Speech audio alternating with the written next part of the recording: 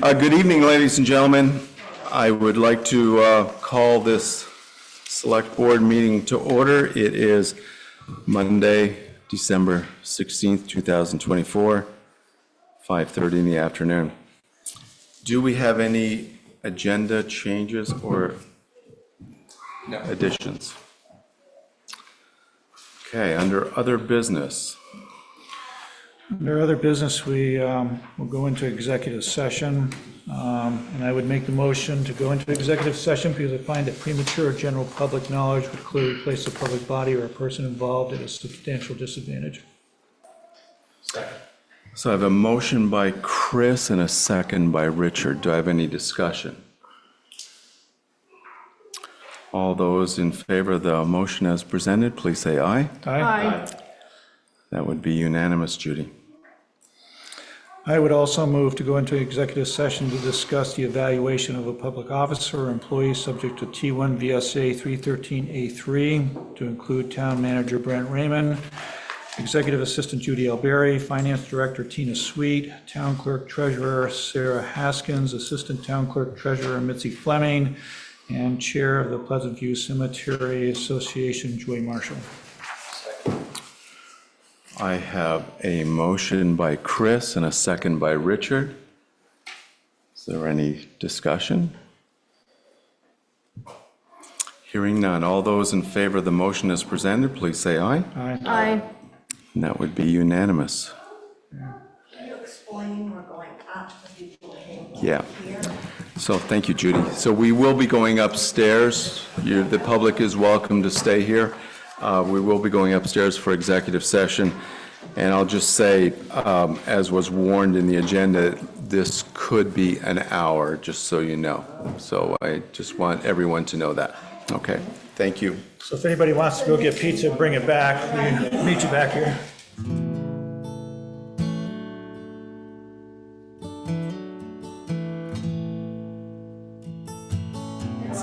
Okay, ladies and gentlemen, that was a quick 1 hour, I know. We're back down. We may not be here for very long, so I'll take a motion, please. I would move to rescind. I would make a motion to come out of executive session. Thank you, Chris. Do I have a second? Okay. So I have a motion by Chris and a second by Richard to come out of executive session. Any discussion? Hearing none. All those in favor of the motion as presented, please say aye. Aye. That would be unanimous. Do I have a new motion now? And just as a word of explanation, we had an extra person show up that would be integral to the executive session, so we want to make sure that we include another person in it. So we came out of executive session. We're going to go back in to include this individual. So I would move to go into executive session because I find that premature general public knowledge would clearly place a public body or person involved at a substantial disadvantage. Second. I have a motion by Chris and a second by Richard. Do I have any discussion? Hearing none. All those in favor of the motion as presented, please say aye. Aye. That would be unanimous. And I would go on to move to go into executive session to discuss the evaluation of a public officer or employee subject to T1 VSA 313A3 to include Town Manager Brent Raymond, Executive Assistant Judy Alberry, Finance Director Tina Sweet, Town Clerk Treasurer Sarah Haskin, Assistant Town Clerk Treasurer Mitzi Fleming, Chair of the Pleasant View Cemetery Board Joy Marshall, and Treasurer Connie DeMars. Second. So I have a motion by Chris and a second by Richard. Do I have any discussion? Hearing none. All those in favor of the motion as presented, please say aye. Aye. That would be unanimous. Okay. Thank you, folks, for bearing with us.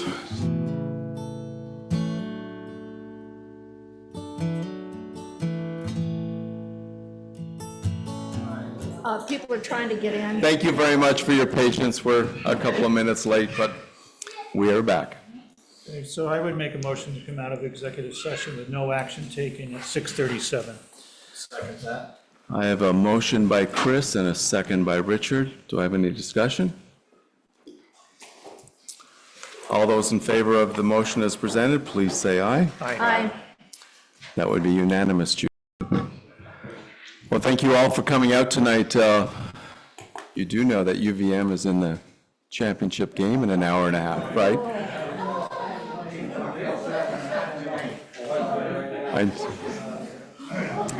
Yes, I do know one spouse in the room that's not here for that reason. Okay, so on that note, let's get going here. I have minutes from December 2nd, 2024. I would move the minutes of December 2nd, 2024. Second. So I have a motion by Chris and a second by George. Do I have any discussion? I would like to add, Judy, I will bring a pie for Pie Day, Thank you, since that was there. thank you. Judy, I'm also going to abstain on this because I wasn't at that meeting. All those in favor of the motion as presented, please say aye. Aye. That would be 4-0, 401. Minutes from 12/4/24, December 4th, 2024. I would move the minutes of December 4th, 2024. I have a motion by Chris and a second by Richard. Do I have any discussion about the minutes? Hearing none, all those in favor of the minutes for December 4th, 2024, please say aye. Aye. That would be unanimous, Judy. I have minutes from December 9th, 2024. So moved. Second. So I have a motion to approve the minutes from December 9th, 2024 by Chris and a second by George. Do I have any discussion?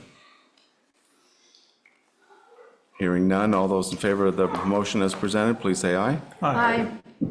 That would be unanimous. We have tonight an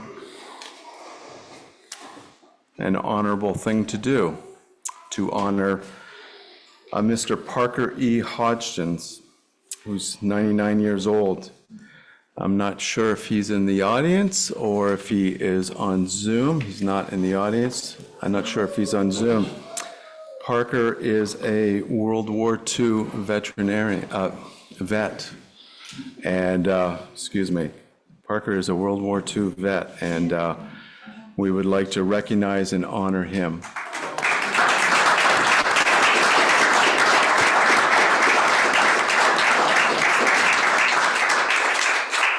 I apologize, Parker, for that misspeak.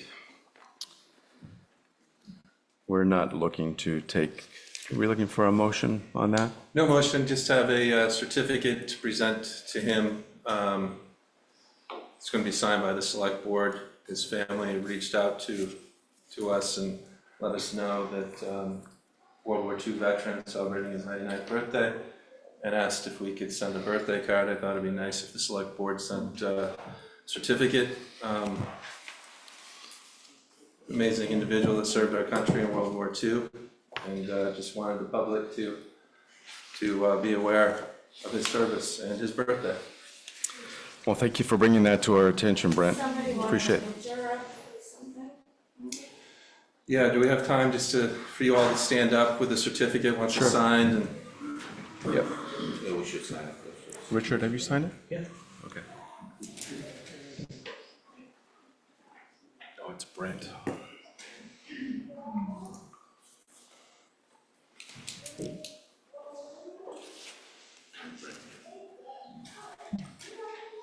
that in the background.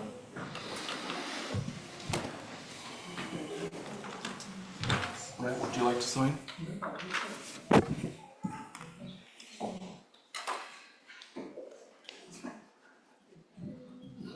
Snakes. If you want to hold it down. Hold this picture up.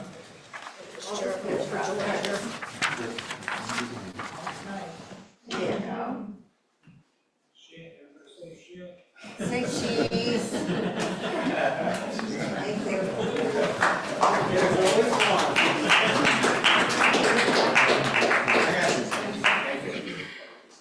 Yes. Okay, next on the agenda, the appointment of Kevin Petrocco as our E911 coordinator. Kevin is currently our assistant assessor working for the town. don't see him in the audience. Is he on Zoom? Okay. So I guess I'm looking for a motion. I would move to appoint Kevin Petrocco as our E911 coordinator. Okay, I have a motion by Chris and a second by Richard. Do I have any discussion? Okay, all those in favor of the motion as presented, please say aye. Aye. That would be unanimous. Judy? Number 3, consideration to appoint Brent Raymond as our ethics liaison to the State Ethics Commission. We have, there is in your packet, I'm sure you had a chance to read it, there is a couple of pages describing what he would be doing, and also a reminder in our packet of our responsibility as elected officials to abide by ethical behavior. It was certainly worth reading. I did notice that there was a little in there about ethics training. Is that something that might come up for us as a board? The board and, want to work with Els and other management to make sure that we're regularly communicating to our staff ethics responsibilities. Under Act 171, every municipality in the state is supposed to assign somebody from their community to be the ethics representative to the ethics committee. Okay, great. So I would entertain a motion. I would move to appoint Brent Raymond, town manager, as the ethics liaison to the State Ethics Commission. I have a motion by Chris and a second by George. Do I have any discussion? Thank you, Brent, for stepping up to do that. All those in favor of the motion as presented, please say aye. Aye. That would be unanimous. We have Representative Dave Iacovone here tonight, and I believe he would like to share a few words with us, with the audience. So I'd welcome Dave. Thank you. Congratulations on your recent election to the State House. Yes, you do. I contacted Brent a while ago and said I'd be glad to come in and meet with the board just briefly, and wanted to make it clear that as the legislative session progressed, that if the town had any opinions, any thoughts, any concerns, any questions, to make sure, please filter them to me, and I do my best to answer them. In the past, and I'm sure they'll continue, the Vermont League of Cities and Towns, as you all know, you must receive a copy, has a pretty detailed newsletter. Comes out every week, and they follow every issue deeply. If anybody had time to read it all, they'd be pretty conversant in all those things. And just briefly, there's several different issues that will command a lot of time. I won't go into them deeply at all, but the property tax issue, which everyone is aware of, it's a Gordian knot. How do you lower taxes? How do you prevent them from going even higher, and at the same time have a good quality education? Not easy in terms of how we do that. Healthcare seems to be imploding, and I use that word purposely. Almost every segment of the healthcare sector in Vermont is under great stress financially. Hospitals, nursing homes, home health, primary care, first responders, right across the board. So there's no easy answer to that. My own opinion, it's hard enough to manage anything financially if you don't have a budget. We do not have a global budget. We have lots of separate budgets. And I think that would be a good step going forward. Our health insurance premiums are almost the highest in the nation. So that's going to take a lot of work to try to curb them, because they're driving the property taxes too with the health care. There's, moving on to one other issue I wanted to touch on, something called the Clean Energy Standard. The Koch brothers, whom some of you may have heard of, They invested over $68,000 in Vermont last year to disparage any clean heat energy standard plan. Did a pretty good job of it. So there's much misinformation, and the notion it's whether it's myth or reality, nobody really knows because the final report has not yet come out. But there's so much conversation about how much it would cost for what's called the clean heat standard to implement and the impact on all of us. And there's been many large dollars, millions and billions have been quoted, but the report doesn't even come out until January 15th, which will explain that. So it's all premature. Personally, I'm not going to do anything radical that's going to impact people financially. I'm not going to turn away from our obligation on climate. By all means, that's very important, but I can't sink people financially in doing it. Got to try to do our share, whatever that is. And finally, I'm almost done. The horrible problem of addictions and the impact that has on our communities, on families, and obviously individuals. The last 2 years, we had around 230 deaths in Vermont because of overdoses. We're at 144-ish right now.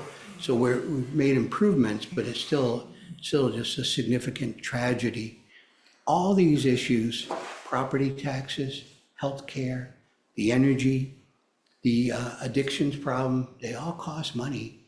There's a lot of money being spent, and you can retool it and try to use it differently, but you yourselves know, being in the positions you're in, how hard that is to do on any level to try to direct it, but that's what we'll be working at. So I always take the view that if I am going to do something that someone's hurt, that will be hurtful to them, I'll do my darndest to sit down with them first to try to explain the options that are available. And in that spirit, that's why I'm here to say, not that I'm doing anything that's hurtful to you, that I know of at least, but as we take on issues that have an impact on our communities, I want to be able to have some kind of dialogue so that people can say, well, have you tried this? Have you done that? Don't do this, or it makes sense. Any questions before I wrap up? I don't have a question. I just, I want to say thank you very much for coming in. This is, I've been on the board now for almost 3 years, and this is the first time a local representative has come in to speak to the select board, so I definitely appreciate that. And I might just, maybe this is a question, during the legislative session that's coming up, might you be available to come in maybe midway and talk about whatever issues are being presented down in Montpelier? I know I'll make an effort this year, as I have the last couple of years, to go to the breakfast with the legislators, and I'll see you there and get a good sense of what those issues are that you guys are tackling. But I guess I'd offer an invitation for you to come in perhaps sometime in March and talk to us about. Thank you. I'd like that. Okay, great. By all means. Thank you, Dave. Okay. Thank you. Other comments? Anything else? No, it's refreshing to have you come here and introduce yourself and talk about your priorities. And I would take it a step further and say, even if there was some hot button issues that could affect us, whether VLCT is dealing with them or not, local dialogue with Yes.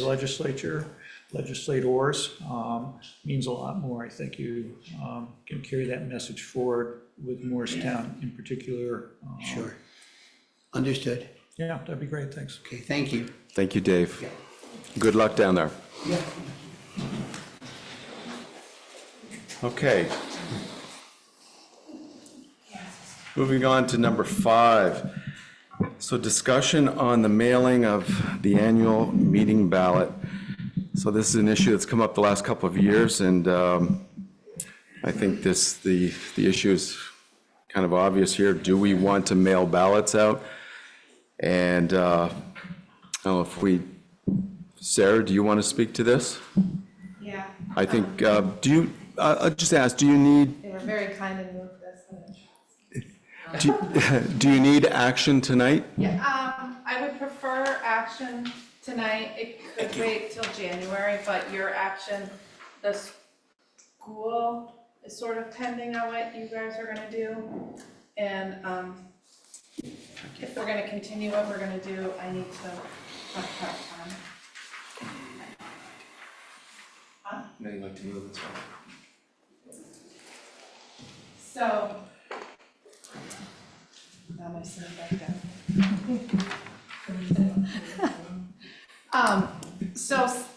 These are just some figures about what it costs to mail everybody their ballots.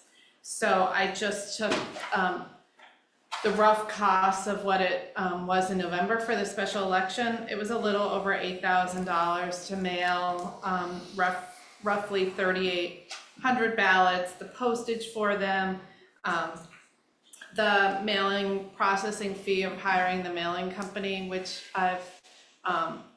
it's about the same, if not cheaper, than doing it in-house with all of the staff hours of mailing all of the ballots, and hiring the BCA to come in and help us pre-process all of the return ballots is about $8,000. Just totally guessing, if 300 people, if you voted not to mail everybody the ballots and 300 people requested us to mail ballots, it's about $2,400. So it's a difference of about $5,700. That's the money piece. I also have statistics on here about how many people actually voted when before we automatically mailed everybody ballots. As far as absentees, if you throw out the years that are presidential primaries, they skew the figures. It's about 1.5% of the voters, as opposed to when we mail everybody their ballots, it's about 35 to 40% of the voters, give or take. And then overall participation, regardless if they're voting in person or absentee, before we mailed everybody their ballots was about 17%, and now it's between 35 and 45%, give or take the budget. So yes, there is an increase in cost, but yes, there is an enormous increase in participation. So I'm just coming to you, as I do annually, to see what you guys want to do. Thank you, Sarah. I know for some members of the community, it's frustrating to feel like we need to do this. It's frustrating to feel like we need to spend $8,000 on this. But having said that, the data is kind of obvious. We do get a lot of voters when we mail out ballots. Again, it's frustrating that we need to do that. It's frustrating that we need to send this out there. But the fact that we're getting so many more people voting in this democratic process that we all cherish so much is, it's been repeated many times in this room, not by myself necessarily, but by members of the audience, that's maybe money well spent. So, comments from the board? I mean, I think coupled with the fact that we don't have a public town meeting, this is the opportunity to, basically your vote is your voice. And, based on the numbers of participation in terms of percentages, it makes all sense to me to engage as many of the voting public as we possibly can, particularly in these times. So I would subscribe to mail the ballot out for this next election. Yep, I have to say, I worked this year's elections, and I've always been incredibly in favor of this. And I have to say, I was really discouraged how many people threw them away or couldn't bother, and so consequently, we had to go and print more ballots. So that was really disheartening, that we're going to all this effort and the cost, and that people just can't be bothered. My biggest concern this year is that it makes no sense for us to mail it if the school's not mailing. Because I think it creates great confusion. So I think it's got to be all or nothing, and I don't know if we can get an answer on that. When you passed this out, Sarah, you mentioned that the school might be waiting on our decision. Any sense of what the school would do? No, I don't have any sense, Laura, I agree with you, that's always been my recommendation. I'm not gonna say yay, mail, or no, don't mail, but, I really think it's in the best interest of the voters if the town and the school do the same thing. The school doesn't have the authority to make the decision. You have the authority of making the decision on behalf of the school. The school can make a recommendation of what they want, but if they decided that they want to, I take that back, I think I phrased it wrong. They don't have the authority to vote to mail everybody their ballots. The default for the school is they're not going to be mailed to everybody unless you, as the select board, vote to allow the school to do that. So they basically, the information that I got this week was they were gonna wait on your decision, that you take the lead, and then they would bring it to their board. And then they will make a decision as to what they will do. So we can't decide that they need to mail their ballots. That they need to. We can't force the school to I mail don't their think that ballots. you can force them to do it, you can't force them to mail their ballots, but you can force them to not mail their ballots, Yeah. if that makes sense. Yeah, no, that does make sense. And they've probably always followed our lead in the past. Yeah, there was one election that they decided not to, and it was very confusing for the voters. Yeah. So these cannot be mailed together, so we're looking at an additional 8,000 for the town and an additional 8,000 for the school, if we indeed. They can be mailed together. Okay, so the cost would probably increase slightly because they're heavier. Is that true? But then I send half of the cost to the school. Oh, I was gonna say, we're gonna build a school for next year. that was the next question. So we're really on, the town would be on the hook for about $4,000. Yeah. So just ask that again, the town would be on the hook for approximately $4,000? That, typically what I do is I take, if both the town and the school decide to mail them together, I take the bills, I divide it in half, I send the bill to the school. They've always paid it in the past. Okay. I've never asked, I just mail them a bill. Thank you, Sarah. If there's no other comments or questions, I would entertain a motion. I would move to mail the annual meeting ballots to all registered voters. Morristown. So I have a motion by Chris and a second by Richard. Any further discussion? Hearing none. All those in favor of the motion as presented, please say aye. Do we not need to open it to the public? We didn't. Do we need to? I don't know. Do we need to? Comments? Well, we did have a vote. Would you like to offer your vote? And Well, I will vote yes, but I thought we normally get their input first. yeah, I will open it up right now. Is there anybody in the audience that would like to comment on this? Go ahead. By the way, that was a unanimous vote, Judy. Unless we're persuaded. My name is Jan Paris. I guess my only comment is, by sending every single individual a vote, how many of these people do you feel are really informed enough to make a vote that is correct? And I mean, a lot of these folks, they don't follow anything that goes on around town as far as the business or anything that's happening. And so they just check these boxes, and that's my only fear. I mean, I'm okay to mail people a vote, but of course, we can't control what other folks are doing. It's their right to vote whatever way they want. I perfectly understand that. But do you think that by just mailing everybody a vote, that could skew things for no further reason than just they're uninformed? Jan, it's a great question, and I will say I had a phone call with a resident just a couple of days ago, and that person raised the exact same comment. And of course, I have no idea what proportion of people fall into that category. I'm not going to be so naive as to suggest that category has no occupants at all. I think it probably has a few. I hope not very many. Can I speak to that? Sure, go ahead. I think you got a fine point, yeah, and I don't disagree in the least. What I would say is I believe the board is changing its strategy on how to get in, the timeliness of getting information out to the voters so that if they so choose to become informed voters, they've got material that's available for them to read. We can't force them to read or invest in the time.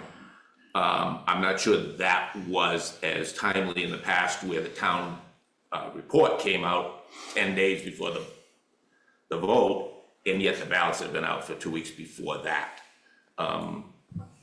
We're cognizant of the fact that a lot of people are voting by mail-in ballot, and they're voting early in mail-in ballot. That budget hits, and there is their mailboxes, and within a week, there are a number of ballots that have been checked off and sent back in. We're certainly planning on trying to be a couple of weeks ahead of that receipt date, so that if people want to be informed, they can. So I guess that would be the only thing that I'd add to your comment, but I agree with you, some people may not be invested that way. Thank you. Well, we always enjoy coming to vote in person, to see everybody. Say That hello. too. It's a great time to say hi and appreciate what people do. And a lot of others do as well.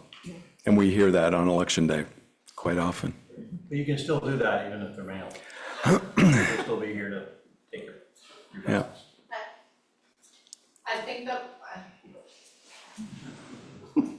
what we highly encourage is just bring that ballot with you to the polls. We are going to give you the same exact ballot. What Laura referred to in November is we had to order extra ballots at the last moment because people were not bringing their ballots with them to the polls. It's not a different one. It doesn't have a barcode. There's no conspiracy theory. If we mail you that, just remember to bring it. Thank you, Sarah. Any other comments?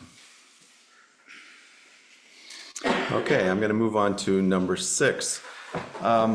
So tonight we have our Highway Superintendent, Jordan St. Onge, that's here, and we're going to open up, we're going to give him a chance to present in regards to the situation with our paved roads and our sidewalks. This is something that we've been talking about and alluding to for, the last couple of weeks and the last couple of years. So this is not a new topic, but we welcome you and thank you for coming and sharing what you have to share. Yeah, thank you. So I'm Jordan St. Onge, Highway Superintendent here since October 28th. Prior to coming on board with the town, I worked for Pike Industries. I worked in their paving division, and I managed the New Hampshire District 1 resurfacing contract every year.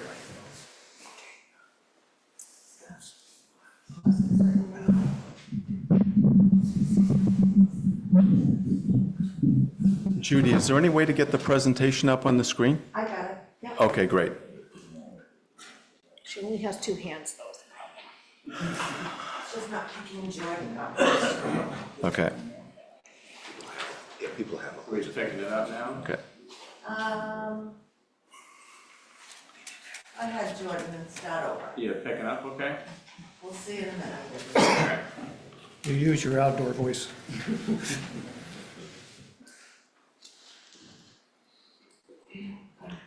So, working for Pike Industries, I managed the New Hampshire District 1 resurfacing contract, which was a contract that, if Pike would win it, I would manage it, and they won it every year. And that was from Woodstock, New Hampshire, all the way to the Canadian border.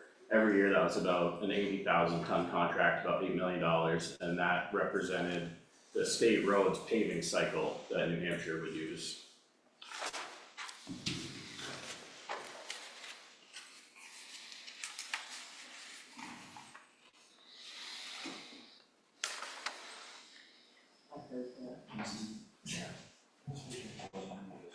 So this paved road inventory is referencing back to the report that GPI did, and that was, an independent consultant. And the overall result here is that we have 37 miles of paved road, and over half of them are in poor to very poor condition. So there's obviously some consequences that come along with the poor roads. As with all Vermont roads, they cause wear and tear on our vehicles. Suspension components like sway bar links, ball joints, tie rods, struts, shocks. I'm sure you've all had to have those replaced. Recently, we had a pothole also catch the wing of one of our plows, and it pretty well ripped the blade right off the plow. So that was another $1,500 in damage to one of our town vehicles, and it also created some downtime. So all of these roads that we're talking about here, we all use them, whether it's for commuting to work, going to the grocery store, or even just going to church. The biggest thing here is that as time goes on and the roads don't get fixed, the cost to repair these roads will increase exponentially. So I thought we'd talk about some of the different pavement treatments here so that we can all be on the same page when we talk about this. At the end of the day, the cost to pave, it's all about the tonnage requirements. The more tons of mix, the more the cost. So 3/4 inch paver shim overlay, this is the least expensive paving method that there is. This is what New Hampshire did on the contracts I would manage on an 8-year cycle with all their roads. This is simply just paving 3/4 of an inch of asphalt over top of a road, compacting it, and you get another 8 years of life out of it. That's the simplest and it's the cheapest method there is. If the road gets beyond the point of that, it's, you know, it has big wheel ruts, it has potholes, it has other deficiencies, but it still has a decent shape to it, then you're looking at doing an 1.5-inch leveling course with an 1.5-inch overlay. And that's the same deal, you run a regular paver down it, but now you have to run one layer to fill all the imperfections in the road, get it back to a good base, and then pave over top. So you're going from using 3/4 of an inch of asphalt to now you're using 2 inches of asphalt. So it's considerably more expensive, takes more mix.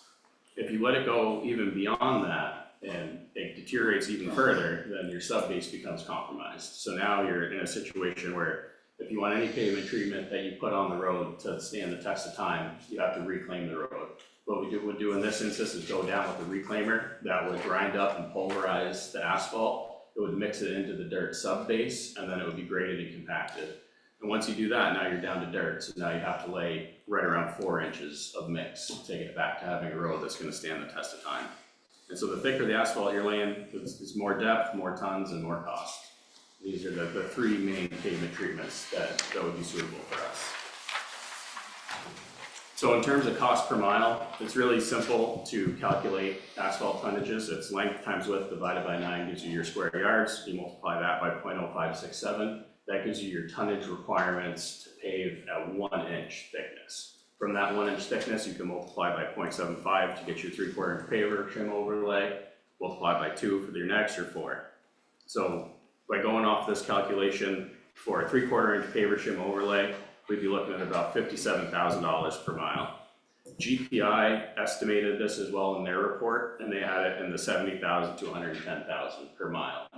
That number, they were basing their estimates off of $110 per ton, and speaking with some contractors and looking at historical prices, I'm confident that would be more in the $95 a ton range. The other thing that's included in some GPI estimates is things like as you pave a road, you have your catch basins for your stormwater. The heights of those need to be adjusted. If you're paving past a crosswalk, the height of where the concrete of the crosswalk meets the road needs to be adjusted. And then you also have to do shoulder gravel at the end of the project so that you don't have a low shoulder that'll suck a car off if they drop the tire off the new mix. All of these things are things that we can do in-house with town forces to help drive down this cost. That's why you see my estimated numbers being less than GPI's. I think we can get a better deal on asphalt, and there's a good portion of the work that we can do ourselves in order to further drive down the costs.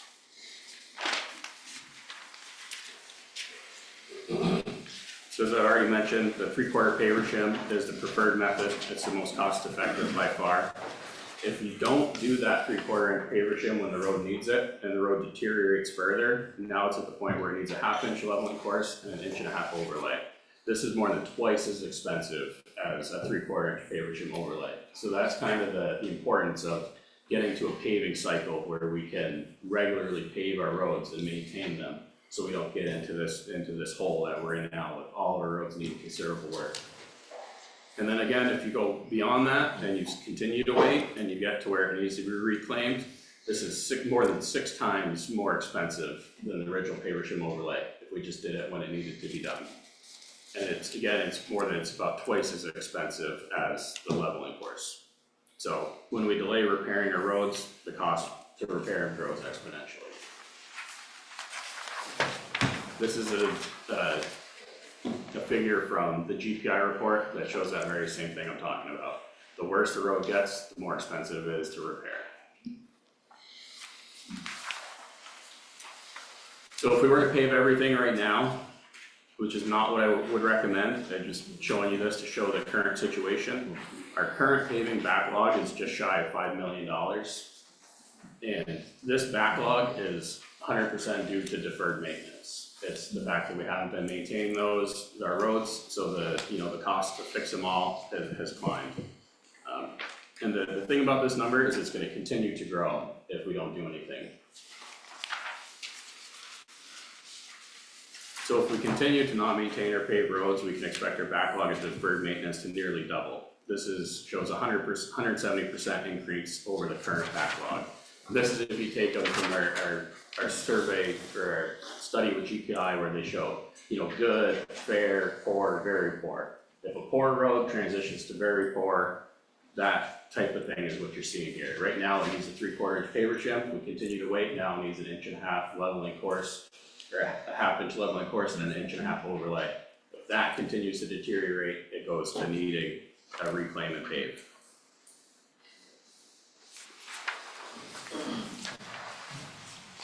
So there is a light at the end of the tunnel. There are ways to lower these costs. We can do all the prep work in-house I talked about with, adjusting catch basins, adjusting crosswalks, doing our own shoulder gravel afterwards. And we are actively searching for grants. There's one out there, the State of Vermont Town Highway Class 2 roadway grant. That's a max of $175,000 with a 30% town match. If we can find grants that we can match in kind, we can use the catch basin adjustments, crosswalk, shoulder gravel, all that can be in kind match for these grants. But it's not gonna cover everything. Another thing to note here is that not all pavement treatments are one size fits all. So reclaiming isn't necessarily always required. An example of this would be DeMars Road. So GPI classified that as very poor in needing reclaiming.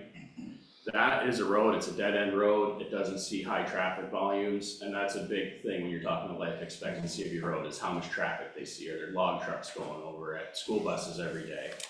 In this instance, I'd be confident that we could apply the treatment that we would to a poor road, and instead of reclaiming it, do a 1/2 inch shim and an 1.5 inch overlay, and that saves a significant amount of money. Another example would be Wilkins Road, which is categorized as poor, but we could do a fair road treatment, which would be more of like a 3/4 paver shim overlay. Like I mentioned, we are actively searching for grants, but the important thing here is that cutting corners, if we do go to pave any of these roads, we have to do right by the road, or else we're just chasing our tail, because it's not gonna stand up to the test of time. It's not gonna last long enough to become due at the time that, the paving cycle would require it to be paved.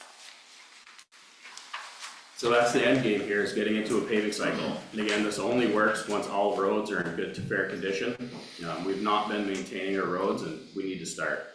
So according to GPI, the ideal life cycle, or ideal cycle for this pave is every 12 to 15 years. New Hampshire DOT does it every 8 years. Obviously, those are state highways in New Hampshire that see significantly more traffic. So in this instance, we would go with a 12 to 15, I think would be appropriate. Low traffic roads, we could be on the 15-year end, but high traffic roads like Brookline, Bridge, Stagecoach, Randolph, Portland, and Washington Highway, I think we should plan on paving those every 12 years or so. And if we were to do it like that, with low traffic roads get every so often and high traffic every so often, we'd be looking at about $155,000 that we would need to be investing every year to keep our roads in good condition and for getting to where they are now. And the number of where we're at now is because we haven't been paying this money every year to maintain our roads. So Jordan, just a question for clarification, the $155,000 is the long-term maintenance based on the repaired road? Yes, correct, thank you. So this only works once all roads are in good to fair condition. I think that's an important factor. That's very important, yeah. So we'd have to do, here, the next slide is the proposed plan. And so before we can implement a paving cycle like that, we need to catch up on the deferred maintenance. So I think we focus on our main roads first. They're the ones that everybody's using, they're contributing to lots of wear and tear. And then also mix in low traffic roads that are also contributing to wear and tear, especially on the town plows and whatnot. So another big focus on this needs to be catching roads before they deteriorate. So if a road right now, we can give it a 3/4 inch paver shim overlay, that's the cheapest way to get it taken care of. If we don't, if it's a road that is, you know, in danger of falling further and then needing a shim and an overlay, those would also have to be part of the plan. So we'd have to, you know, focus on the really bad ones that we use, but, you know, take a balanced approach and also focus on the ones that they're worth saving still. So this next slide is, I put together a paving budget for Brent when I first started, and this is kind of what I would like to see for a rebuilding year. If we were to choose to do it in 2025, these are the roads that I would like to see paved. So if you look at this right here, right off the bat, you have Walton Road from Stagecoach to the bridge at Cole Hill, and then you have Walton Road from the bridge to where it turns to dirt. If you notice here on the first one, it's 0.72 miles, and that is estimated at just under $104,000 to pave that. That needs a shim and a pave, so your 1/2 inch leveling course, 1.5 inch overlay. The next section of that road, which is shorter, is almost double the cost, because that road has gotten so bad that it really needs to be reclaimed before it can be paved. Another one, as you can see, I have Cody Hill on my list for roads that I like to see paved.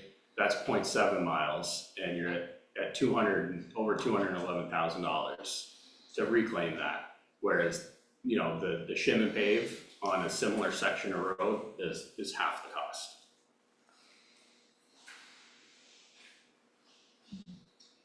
So DeMars here, we have that, and this is an example of if it's not a high traffic road, we wouldn't need to reclaim it. So this is an example of, you know, changing the pavement treatment to reduce our costs. Down here further, you'll see Bridge Street, the Favreau Bridge. This, we're calling for a 1-inch mill and fill and replace the 2 plug joints. The important thing about this is that bridge, all of our bridges that are paved, it's a concrete bridge deck, and then it has a membrane over top that protects the bridge deck, and then the pavement is over top of the membrane. That pavement has gotten worn so bad that the membrane is starting to get exposed. If we don't pave that and that membrane gets compromised, then the entire bridge deck becomes compromised. We have other areas that are in that same situation. I don't know, before we go on to sidewalks, do we have questions about roads, paving? I know we've all had a chance to read through this. One question I have, going back to the previous slide, rebuilding year, are those listed in priority?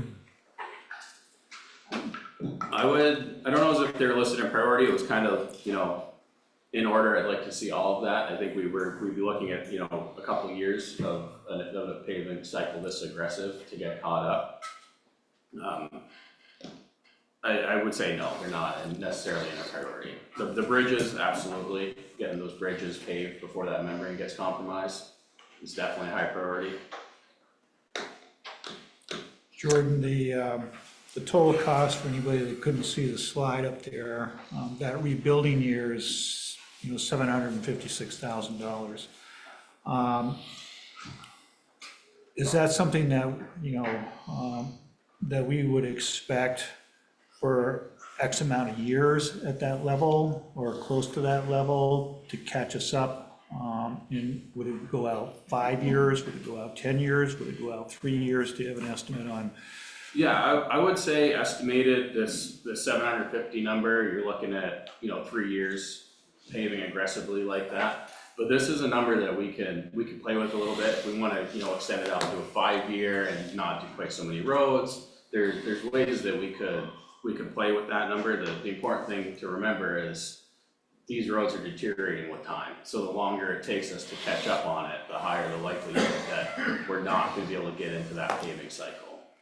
And out of the numbers that we're looking at, grant money, other sources of revenue, what percentage do you think there would be grant money to soften that blow?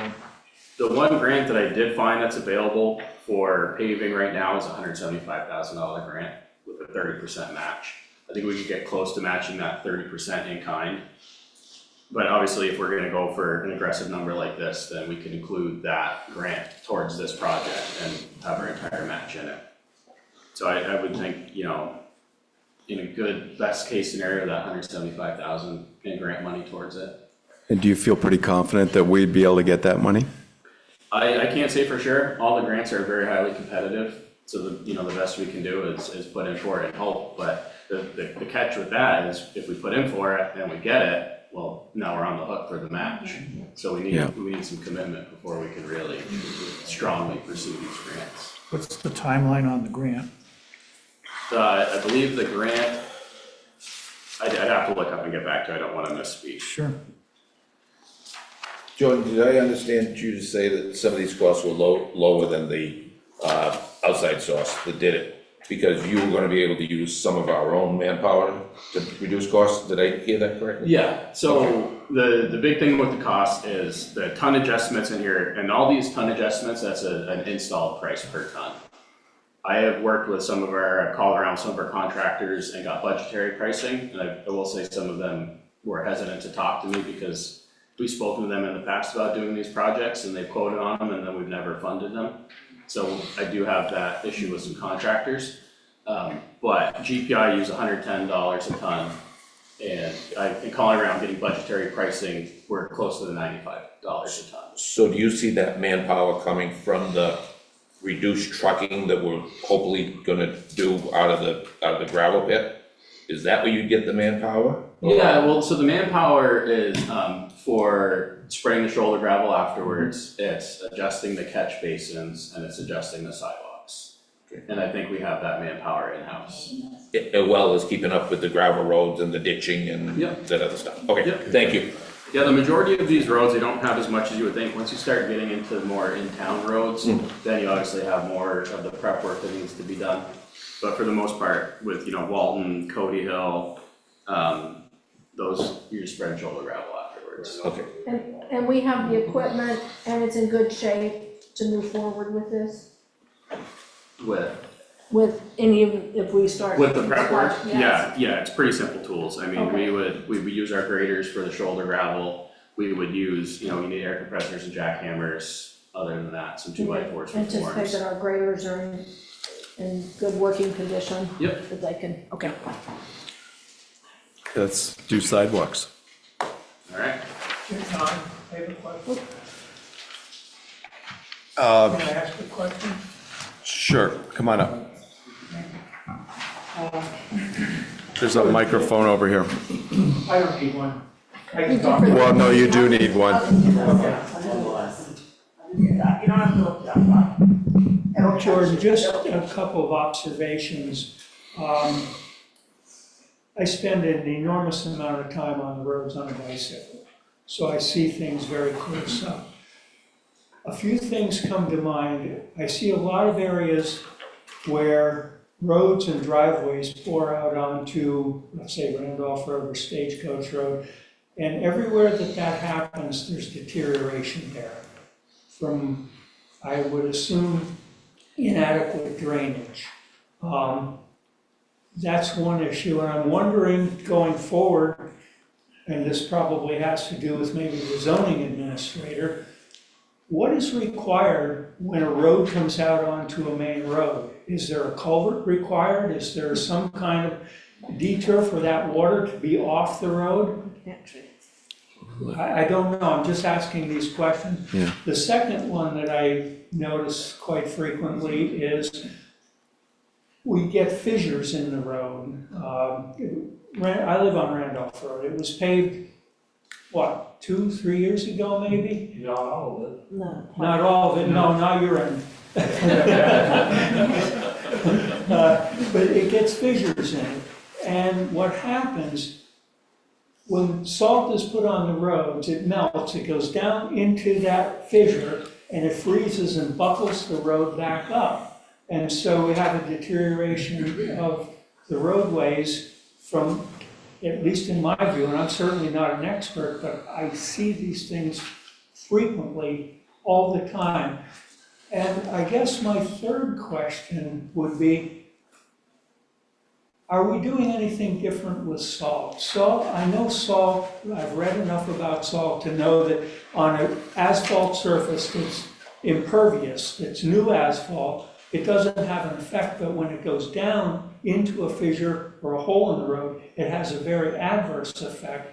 And I'm wondering, if we've thought about using less salt, like reduced salt areas, or maybe brine works better, I don't know, I see this all the time, and it seems to me like there's an inordinate amount of money being wasted on having to repave when maybe we could be a lot smarter up front and do some things that will make the roads last longer. The other final thing is the enormous amount of very heavy truck traffic on these roads. Randolph Road, Stagecoach Road, many of these roads. In the last 2 to 3 years since we've had so many people move in here, there's been an enormous amount of very heavy traffic Okay, on our thank you. roads. Thank you, Bob. I'm Okay. going to give Jordan a chance to answer those questions if he likes, and then get on with sidewalks, and then the board will get a chance to ask questions and comments, and then we'll open it up to the public for more comment. Okay, I think a couple of things that you touched on were very important. I appreciate the feedback. One of the main things that you touched on was the fissures and the cracks in the road that allows water to get in. This is a big reason why the roads start deteriorating. Once they start to go bad, water can get into those. And if you have a pool of water there, and then a car or even a truck drives over it, you get hydraulic pressure. That tire pushes that water in, and it creates hydraulic pressure under the asphalt that can blow it out and cause potholes and delamination. So the fissures that you mentioned are definitely a big part of this, and the asphalt is just like the roof on your house. You gotta keep the water out. Another thing that you mentioned is the truck traffic on some of those main roads like Stagecoach and Randolph. That's a reason why I would have those on the sooner end of the paving cycle, so they get paved more often. Okay, sidewalks? I'm gonna let him finish his presentation, and then we'll open it up. Go ahead.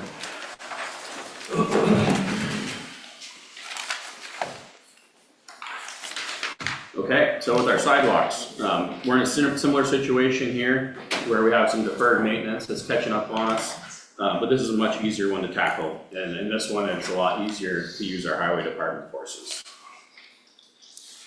So I did my own little sidewalk survey here, similar to what GPI did for our paved roads. And in total, we have 8.8 miles of sidewalk. 36.2% of those sidewalks are in poor to very poor condition. 58.1% of our sidewalks I would classify as needing repair work. Some of the consequences of the poor sidewalks are very poor sidewalks are either not plowable or they damage the highway equipment when we do plow. Court Street and East High Street are so rough that we're not able to plow them. Bridge Street, the lower section of it, Brigham Street, Howard Street, Wilkins Street, these are just some examples of the roads that are causing damage to the plow. Poor sidewalks deteriorate rapidly and also damage the plow. Washington Highway, Union Street, Winter Street, Woburn Ave, and Cherry Street are all examples. Our fair sidewalks are in overall good condition, but they have sections that need replacing. All very poor and poor condition sidewalks are obviously contrary to all of our beautification efforts in town. Having bad sidewalks just, it doesn't help anything. Our curb appeal, if you will, goes down. So we have several different types of sidewalks. The two main ones that meet the sidewalk policy are granite curb with concrete panels, the concrete walkway. And we also have granite curb with a green belt where there's a section of grass between the curb and the concrete panels. Those are the two ideal ones, and the ones with the green belt are even easier to work on. You also see in some sections of town where the curb is made out of concrete or the walkway is made out of asphalt. All of these deteriorate very quickly. They don't hold up to the winters. We should not be investing in those. So once we start talking about sidewalk treatments and costs, there basically our two options are complete replacement, which is obviously the most expensive, or going through and doing panel replacements. Panel replacements are much more cost effective. But this is again a situation where as the condition worsens, the cost to repair increases, just like when we talked about paving.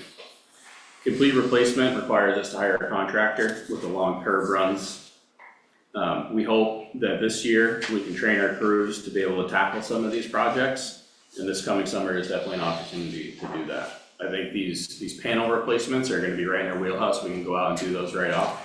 I think these long runs of curb installation we need to do some building before we can get there. So the proposed plan for this would be a balanced approach to focus on replacing sidewalks that are not plowable, and then also replacing sidewalks that damage the town equipment. The other aspect of this, to keep it a balanced approach, just like with the roads where we want to pave them before they get to the point of needing more attention, is to go through and where we have panels that are cracked to replace those individual panels.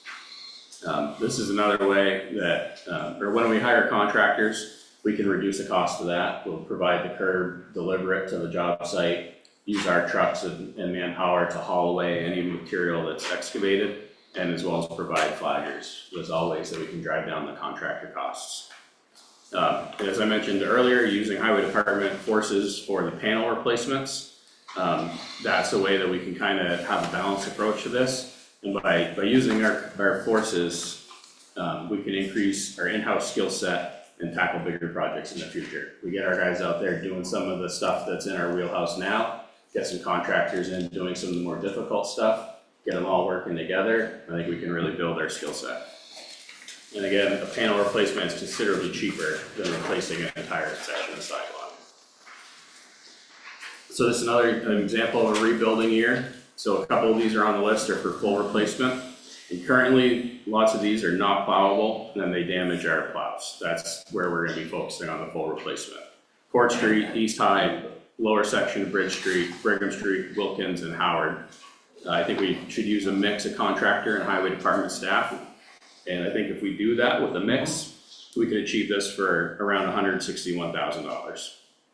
If we did it completely with contractors, I think we'd be closer to the $200,000 mark. This represents a savings of about $38,000 by using our town forces to help. There's also some panel replacements I would like to see done. 13 panels on Brooklyn, 1 on Munson, 6 on Foss, 5 on Jersey Way, and 1 on Foundry Street.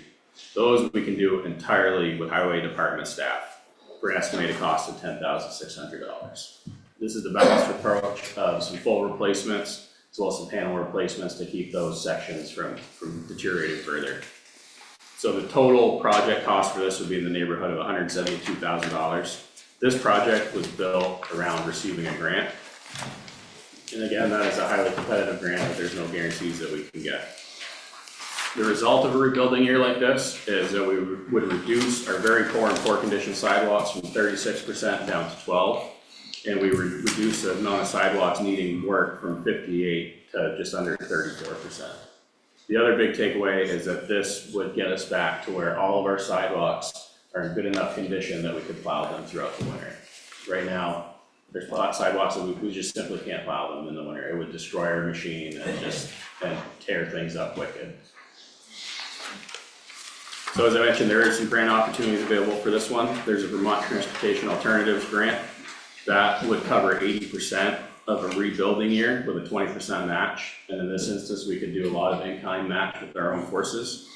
So that could reduce the cost by $137,000. Again, this is a highly competitive grant, so there's no guarantees that we could get it. But if we could move forward with this plan and get the grant, that would drop our budget down to about $35,000 to complete all this work. And that grant is coming up, that one's due December 31st. Thank you, Jordan. Thank you for a very detailed presentation. I don't think there's any doubt that everybody in town would love to see these roads paved, would love to see these sidewalks done. The beautification of town is important. What that looks like to people coming into town, what that looks like to people that are thinking about moving here, developing businesses here. That's all really important. Obviously, the price tag is pretty substantial, and I look at the budget and what we're talking about, and thinking about adding this on it's pretty substantial. It's a big number. $750,000 for paving and $172,000 for sidewalks. For how many years would that sidewalk number go forward? I would think that, it would reduce on that last slide, it would take us down from 58% needing work down to 33%, and that would take care of all of our full replacements. So once we hit to that point, then we're at the point where we don't necessarily need to hire contractors. It's something that we can chip away at with their workforces in-house. So in 1 year, we could get a lot of this done. We could get the lion's share of it done, absolutely. And then from there on out, it would be, more of a maintenance type deal. And I guess the other question I have before I let the rest of the board ask questions here or make comments is, you're feeling pretty confident, because this doesn't include dirt roads, obviously. We're just talking about sidewalks and paving. Yep. And our dirt roads, boy, there's a lot of ditching to do. There's crowning to do. There's building up of our dirt roads. There's the pruning that needs to take place on the side of the road. Do you feel confident that we'll be able to get that done? Yeah, I think, if we can get this is all kind of hinges, all of this, these dreams of getting all this work done, all kind of hinges on the line that we had in the budget that Brent added with my help to get some trucking help. That frees up the village, or the town crew rather, to do, the roadside mowing, the ditching, the grading, and then the village crew would be the ones tackling these sidewalk projects. And just to be clear, I think George alluded to this earlier, but the trucking help, meaning the hauling of gravel and sand out of the Duhamel pit. Yeah. Okay. Thank you. Thank you very much, Jordan. Anybody? Jordan, the grant for this, the in-kind money that would be built in this year into the budget would be around $34,000. Is that what you're saying? Yeah, that would cover most of it. I think there would be a small amount that would be cash out of pocket, but it was like a couple $1,000. Okay. And this, again, it all hinges off of getting that grant, which is highly competitive and no guarantees. Right. Just, sort of adds insult to injury in terms of where we're at because of the deferred maintenance that we've accrued over multiple years, and obviously it's come home to roost for us. If we don't begin to have this discussion and actually take some sort of action in terms of working toward this and finding an ability to pay for it, we are going to more than double our costs in the long run, particularly with the paved roads. So I strongly encourage us to consider the sidewalk piece and then have a serious conversation about any other revenue discussions that we can come up with in terms of paving, because I think it's painted both by the independent contractor and by Jordan, two separate opinions that we're in pretty bad shape here in terms of the conditions of our roads. Other comments? I do. Jordan, when we talk about the sidewalks, are we talking about making them ADA compliant? Absolutely. As we retrofit them? As we fix them up, we have some that are not wide enough, some that are they're so rough that, you have cracks across them, they're just Pointless. Absolutely, everything that we do would be ADA compliant, and that's another reason why, kind of building it for a long-term deal is why I suggest the granite curbs and the concrete walkways. Make them right and make them last. That's the answer I was hoping you were going to say. Yeah. Good, thank you. Go ahead, Laura. First, I'm going to ask if you hold off on private conversations. If you need to talk, please step outside, because people can't hear. Do all the grant writings fall on you, or is there a collaborative effort between you and Brent that do this? It's definitely collaborative. Brent, gives me advice on them. Tina helps me with some of the cost calculations. We can, she has an awesome workbook that she shared with me that we use for our FEMA money. So yeah, as far as putting it all together, I handle that. I find them, I put them together, but I certainly get great support from Brent and Tina. And I just want to mention one thing about the roadways, Bob, going onto the roads. Probably 7 years ago, there was not a zoning law, so developers and that could do their own roads, and it turned out when Roland was highway department, he realized it was a significant problem. So there is now some kind of, if you're building a driveway that hits a road, there is zoning, and it has to be approved and checked out now. I don't know exactly what it is, but so you're probably seeing some that were done prior to that. Richard? I just think that if we don't do something with the paving, it's gonna come back to roost. I mean, the Bridge Street Bridge, I was talking with bridge contractor this summer, and he was very concerned about the condition of that bridge itself, and the total cost of resurfacing rebuilding the entire bridge is real. Yeah, and if you look at the bridge, I think it's called the bridge over Lake Lamoille, further down on Bridge Street. That one's rough. Down one's rough, and you can see where the wheel ruts are, you can see that there's damage to the bridge deck. I wouldn't be surprised if that's because at some point in its life, that membrane was exposed and damaged, and the bridge deck was compromised. So we're in a much more dire situation on that one. But this is, again, where we can catch it before it deteriorates further. Well, in terms of moving this forward, we're probably not going to make a decision on this tonight, but, you know, we do have some different options. You know, putting this into the budget really blows the budget up for sure. You know, Yeah, I just think we're it's talking, important that the community be aware of what we're facing, and then every year that we continue to defer, quite a substantial multiple. So, you know, we're talking about not having certain positions filled. We're talking about $80,000 cuts.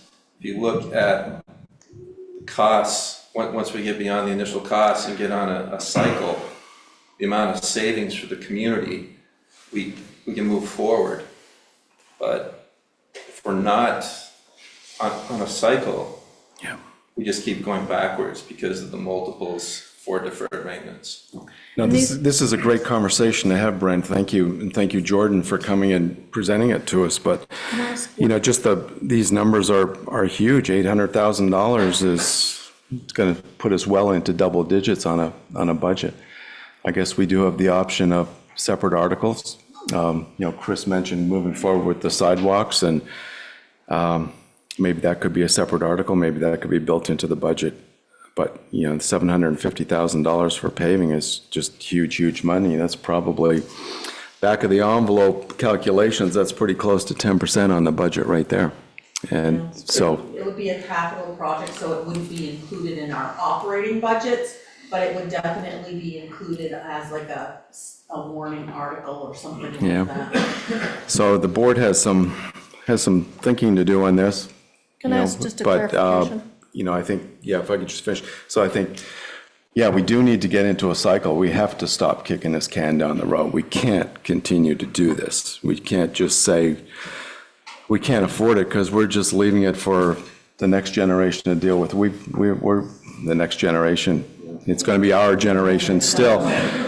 It's going to have to be done long before that, but the can's been kicked to us, and I think, yeah. I'll just say really quickly, thank you for bringing it to our attention, and I hope we can come to some agreement on how we can move forward with at least part of this year. Just a quick clarification that all of these costs are not currently in the budget. No. Correct. Okay. I just wanted to make sure we're all clear about that. Other comments before I open this up to the public, the audience? Go ahead, I just ask you to come up to the microphone and identify yourselves, please, as usual.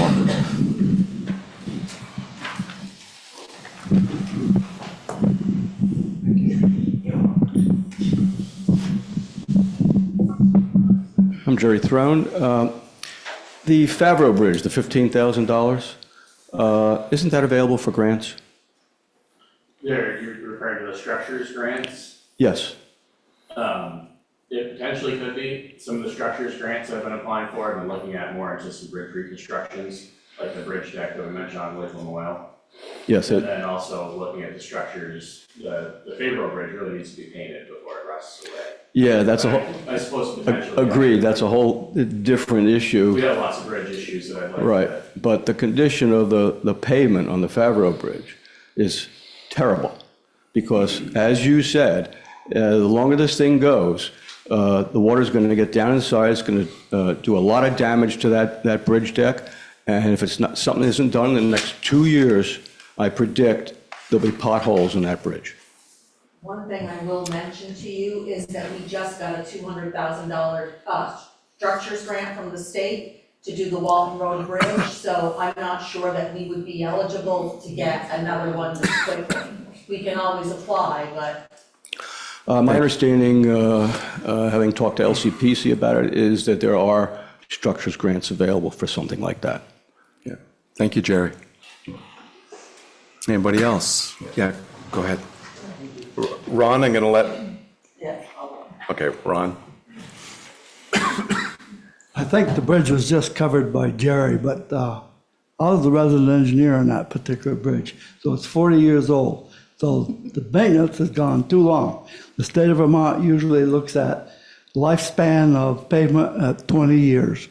So we do need to get started on this type of maintenance, and I was going to add that this particular item should not be looked at to be cut.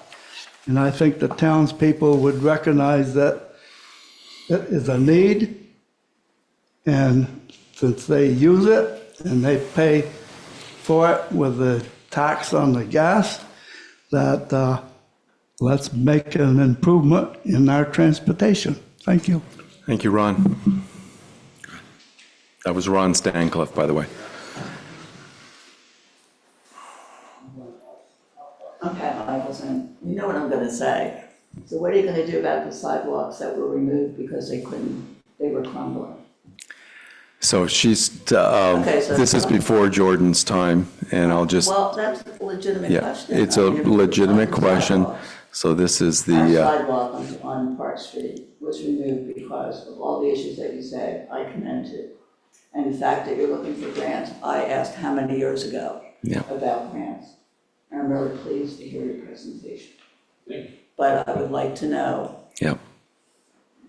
is Park Street ever going to be part of it? Because we just woke up one morning and our sidewalks were being ripped up. No warning, we had no say. We agreed to pay for an easement.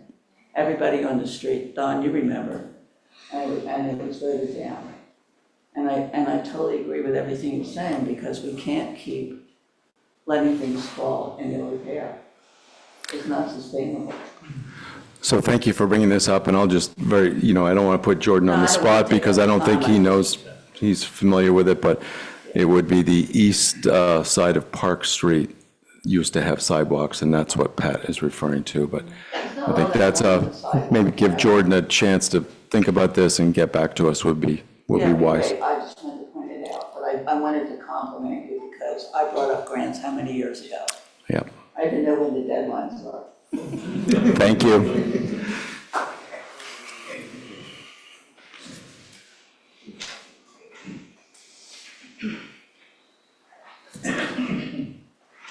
Tony Cody Hill. So, I'm not talking to Jordan, I'm talking to the board here. If we've had a $3 million budget for at least the last 5 years in the highway department, why hasn't none of this work been done? Is my question. And now all of a sudden, the highway crew is gonna jump in there and do this work. That's what I got to say. Thank you, Tony. It's a good question. Thank you, Jordan. Is there anybody online, Zoom, that would like to offer a comment or a question? Okay, any other comments or questions from the board? Yeah, one second. Any questions from the board? Go ahead. Just to thank Jordan for the Yep. amazing detailed work, thank you. Go ahead. My name's Tom Cloutier. I think we all agree we have to start now. You look at our past budgets, and zero for paving. We can't. And I don't know where we're gonna get the money. However, I do know people that are very good at grant writing, and would be willing and able to assist you to find these grants so we can pay for these roads with grants that would at least, reduce our costs, that we could get it done. And there are people in this town who are experts at getting grants, and we would be able to help. Thank you, Tom. Jan Paris, I'd like to comment just on the sidewalk installations. I think $75 per yard for concrete is pretty low number. And I'm not sure that you can buy concrete for $75 a yard anywhere. It's more like $150 a yard.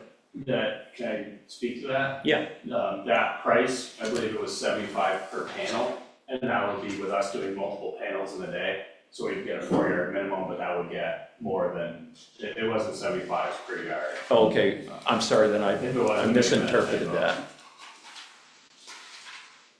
So the other thing that I just wanted to comment on was that, I don't remember if it was 2 years ago or 3 years ago, wasn't 500,000 taken out of the highway department? And then I believe last year, there was an allotment for paving, and I'm just trying to do this off memory, of 190,000, and I believe that money was also taken out of the budget. And so, you know, as everybody knows here, I mean, these roads are almost like your teeth. If you don't get your teeth cleaned every 6 months and you let this go for 8 or 10 years, when you go see Doc, he's gonna say, well, you know, you really should have been here like 5 years ago, because now this is gone, you need a cap, and you need a root canal, and you need all this other stuff. And so our roads are kind of the same way. But a lot of this money that's been pulled out and gone to other areas. And so my only comment really about all of this is the fact that, you know, our tax dollars should be paying for a few things in town. The police department is a department of the society here. The fire department, the EMS, the road department. And so my question, I was looking through some of the literature, and it said that by law, that we have to fund the library. It was in this literature here. So can I hold off on the library questions Yeah, right now, because that's okay, coming up next? Yeah, I was just curious if that's a true department of the Morristown taxpayer, or is that a separate entity? So we can come back to that. We just want to talk about paving and sidewalks right now, but thank you, Jan. Yeah. Okay. The only thing that I would mention is, we didn't take the money out of the highway department and reallocate it. We took the money out of multiple departments, period, to get a budget that would be palatable for people to vote for. Last year, it was around 4.2%. This year, we're looking at about 4.4%. Many municipalities aren't close to that. There are serious issues here. And unless we have a different revenue stream besides property taxes, that's where the conversation really ends up. Anybody? Go ahead. Yeah. My name is Yuan Paris, the brother to Jan Paris. I understand, you know, we've kicked the can for a few years, which most of us taxpayers felt that that's where our tax money is going to help to take care of the roads and infrastructure of the town. Now we're in deep trouble because everything needs, you know, the roads need to be repaired. All I'm thinking is that we have a budget, if it's 10 million, 11 million, or whatever it is, then this is all the money that we feel that the taxpayers should give. Then we need to start cutting departments in this town that we have to make up, you know, I hate to say it, but you know, a lot of these departments have big budgets. We need to start taking some cuts. You know, now I know everybody wants, the fire department is important, the police department is important, but you know what? The roads are important, because if the police department can't get to your place, what good is having a police department if they can't drive up the road? Fire department can't get up the road. We're breaking all his road equipment, the plows and the shoes, you know, 15,000 here, another 15,000. The winter has just started, and these roads are going to deteriorate until after spring, and they're going to get really bad when frost season comes. So I'm thinking we need to take some serious looking at the budget to see where money can be taken and put. I mean, we've taken a lot of money from the road department and give it to other people throughout the years. Now it's time for the other people to give up and give it to the road department. Thank you very much. Okay, I'm going to move on to our next item. Thank you once again, Jordan. Very much appreciated. Just a reminder, you might want to ask people to raise their hands. You might want to remind people if they want to speak to raise their hands. Okay. Yeah. By the way, if there are people on Zoom who would like to speak, just remember to raise your hand so we can, we'll know that you want to say something. So I'm going to turn the floor over to Steph Hoffman. She's going to talk about the library budget and give us a presentation. So go ahead, Steph. I'm just going to wait a moment here. I want to make sure that Judy can pull up the slideshow. Okay. She's got 1,000 tasks and 2 arms. So she has that opportunity.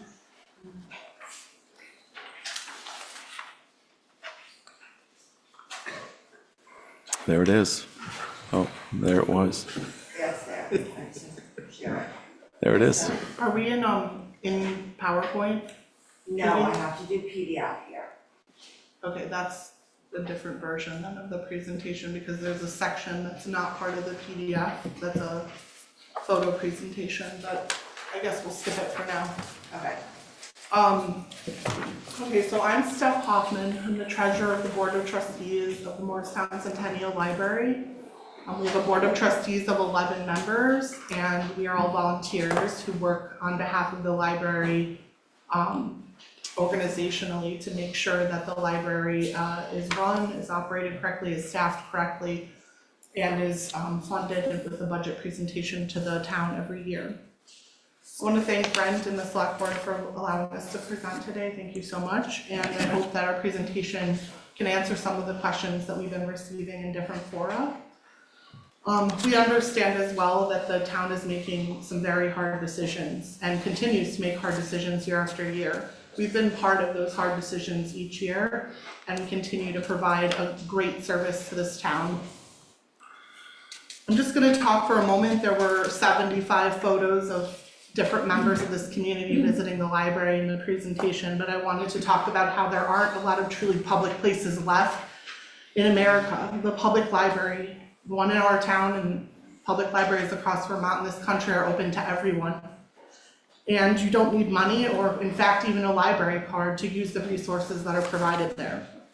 It's more than just books and banks of computers. Libraries are still places where individuals gather to explore, interact, and imagine. Our public library in Morristown does a whole lot of things that no one really gets to see, like preserving historic artifacts, oral histories, digital history projects, and monographs relevant to this community. It's a historical building that is culturally relevant. It provides important business resources, especially for small local businesses. It's diverse, multilingual and inclusive. It offers tutoring, homework help programs, and summer reading programs for kids and teens to help bridge the economic divide that impacts students' academic performance, especially post-COVID. And the investment in a town library has been shown to have demonstrable impacts on an extensive list of outcomes, like incarceration rates, poverty and socioeconomic disparity, health and nutrition, substance use and abuse, crime and violence, educational and developmental resources, and of course, literacy. A lot of folks have had a question that we get in various fora, including from members of the community and the select board themselves, and I wanted to take a moment to clarify this. What is a public library in Vermont? There are 2 types of public libraries, and you'll see up on the slide, that is a quote from Vermont law, from Title 22, Section 101. A public library means any library established and maintained either by a municipality or by a private association, corporation, or group to provide basic library services free of charge to all residents of a municipality or community, and that receives its annual financial support in whole or in part from public funds. This statute does a few things. First of all, it outlines 2 different types of libraries, both of which are public in Vermont, meaning they have to be open and free to everyone in that community who is served by that library. One can be run by a municipality, another run by a nonprofit corporation, such as the Morristown Centennial Library, which has been run since its inception as a nonprofit corporation. The distinction has to do with the initial way the library was formed, so it's in its formation documents. Our library, if many are unfamiliar, was actually funded by an Andrew Carnegie grant. During the early 1900s, Carnegie went around the country funding different public libraries, and part of that formation used the Carnegie formula, which required financial commitments for maintenance and operation from the town that received the donation. Carnegie required public support rather than making endowments because he believed that the investment in a town library or in a community library has to be done for the community and by the community instead of by private factors. Part of that commitment was to pay staff and maintain the library, draw from public funds to run the library and not use only private donations, and provide free service to all. Our library was funded by a $7,000 grant in 1911. The library opened its doors in 1913. Our endowment, which I'm going to speak about in more detail later, also was formed early on in the library's inception, and it continues to be managed by the library trustees to remain as a fund for library use and to grow for the perpetuity, meaning forever, for all beneficiaries, past, present, and current members of our community. Vermont law explains this distinction and mandates who does what in terms of library funding and budgeting. The library trustees have certain responsibilities in statute as well. This is another section of the same title. The trustees shall, meaning we have no choice, this is our obligation, our duty, our fiduciary responsibility, to have control and management of the affairs, finances, and property of the corporation, meaning the nonprofit corporation that runs the library, as well as establishing a library budget and ensuring compliance with the terms of any funding, grants, or bequests. That's like a donation that comes at the time that someone passes away. Next slide, please, Judy. In our budget proposal this year, the library trustees proposed level funding, a 0% increase for fiscal year 25-26. We recognize the hard times that this community is in. We've heard the voices of people asking us to make lean budget funding decisions and difficult decisions. But there's an important component of the library's budget that differs than most of the other town departments. That difference is that almost 90% of our budget, 87%, is payroll. We don't have large plant that we have to invest in or maintain, and so this involves decision-making when there is a cut to the staffing and operational availability of the library. So how is the library funded? Well, by law, as I've just described, by a Morristown appropriation, public funding. We also do fundraising, we write grants, the staff writes grants, I use we very generously there. Donations, the Friends of the Library, which is an auxiliary support group that works in conjunction with the trustees. Sales and fees, which is a small, approximately less than $4,000 amount of money from copying, lost materials, and a book sale that we run year-long, and our endowment. The library has proposed a budget that's funded by a town appropriation in the amount of $286,000. The remaining $130,000 of the budget is generated by the hard work of volunteers, both the Board of Trustees and the Friends and staff. This is a 69% appropriation, 31% fundraising, grants, donations, and endowment split. The trustees and library staff and also Friends do all sorts of things year-long to raise money. Those are some of our dedicated friends right there. We have an appeal letter that the trustees send out during the holiday season. That's our largest time for fundraising as trustees. The Friends run a plant sale, the trustees run a book sale during the July 4th parade, and the library has ongoing activities like selling bags and t-shirts. We have a donation box, we do big sales and raffles, and the trustees are putting on a fundraiser play in the spring that's all volunteer actors. So in fundraising and donations, this is a graph that shows you sort of the donation pattern over the last 7 years. In fiscal year 23-24, which is the one we just closed the financial books for in July and have data on, we increased our fundraising by 30%. In addition to planning the performance last year, the trustees are again engaging in our annual fundraising campaign through letter writing. And we totaled just under $20,000 in fundraising for the fiscal year 23-24.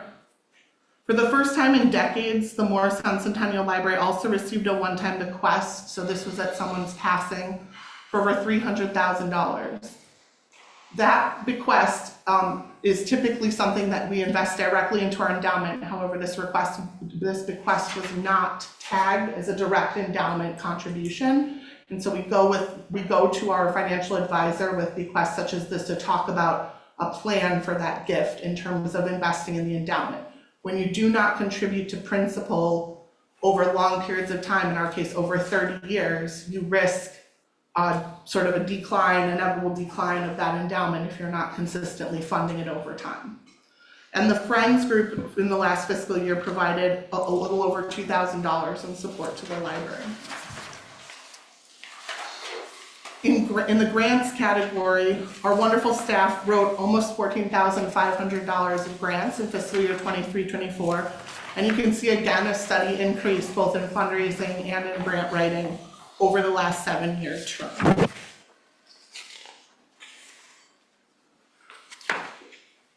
What is the library's endowment? The library has an endowment fund, which is a gift fund. Various benefactors of the library have donated money since the library's inception. In fact, the library was originally founded by Laura Gleed, not in the building it lives in now, in 1891. She raised $1,000. The town agreed to match that $1,000, and of the money raised, $400 was set aside, quote, as a permanent fund. According to a history of the town of Morristown by Anna Mower, people became more interested in the second year, and other benefactors like the G.W. Clark Fund contributed various amounts of money, $200 and later $300, to add to that endowment in the early years. The library trustees manage the endowment on behalf of all Morristown residents. With the advice and consultation of our advisors at Morgan Stanley, the trustees must make decisions with care, prudence, and stewardship. That's what's referred to as our fiduciary responsibility. We owe that responsibility to the fund and to all Morristown taxpayers, past, present, and future. To fulfill this obligation, we have an endowment policy that was established based on standard principles used by many organizations with an endowment or other type of trust or indefinite fund. Each year, our advisors calculate the range of possible withdrawals that we can make from the endowment in support of our budget. Given the endowment's performance and the financial position of Morristown residents, the library has chosen this year to elect the maximum recommended amount for our budget, and our budget reflects that maximum withdrawal. Our endowment also has finally returned to the level it was at in 2017 based on performance and the impacts of withdrawals being mitigated over the last 4 or 5 years. Although there may be times of higher growth, long-term management of the endowment requires that we maintain a stable draw based on this policy and in consultation with our financial advisors, that we not deviate from that plan unless there's an absolute emergency.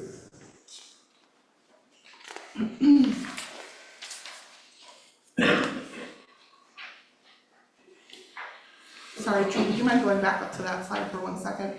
This is a slide that shares with everyone some of the statements that were made in letters and other documentation that accompanied the initial various contributions of the folks you saw on the previous slide, those pictures, historical photographs, talking about the protection of this critical fund for the folks in this town forever.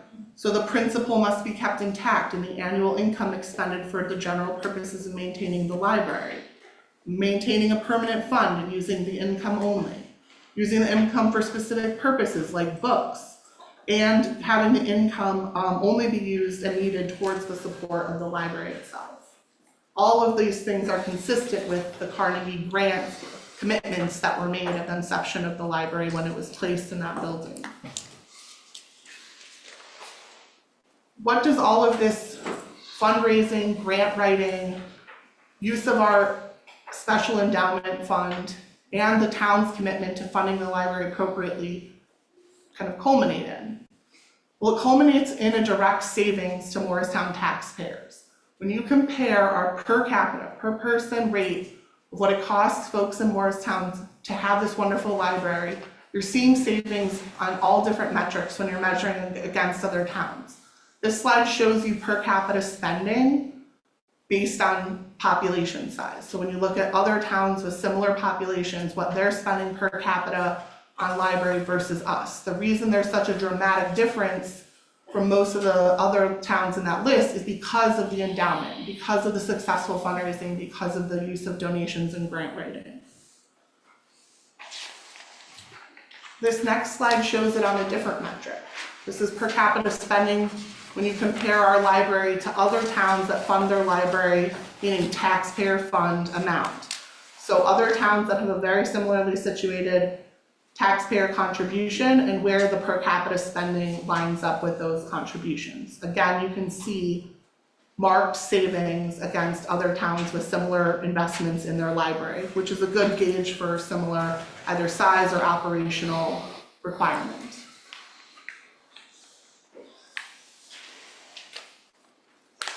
How do we stack up statistically? Morristown Centennial Library is underfunded compared to libraries in the state. There are only 23 libraries, and by the way, this is using calendar year 23 Department of Libraries data. They collect data from all the libraries in the state. That reported data is then compiled into a spreadsheet. So there are only 23 libraries in Vermont that serve a larger population than Morristown. Yet there are 61 libraries that are funded at a higher per capita rate than we are. On the flip side, we top the statistics for what we offer. We're second in the state only to Burlington for total number of programs. And this isn't by 2, this is by 400 plus programs in the last year. We're 7th total for program attendance, and we're 11th for annual visits. The Morristown Centennial Library also provides staffing and support of our library being open 40 hours a week, with 2 full-time employees and 4 part-time employees. We also have dozens of volunteers that dedicate time to doing such things as reshelving books, helping children learn to read, run programs, and provide other services in front and in back of the library to ensure that it's running and it's operational because they believe in it.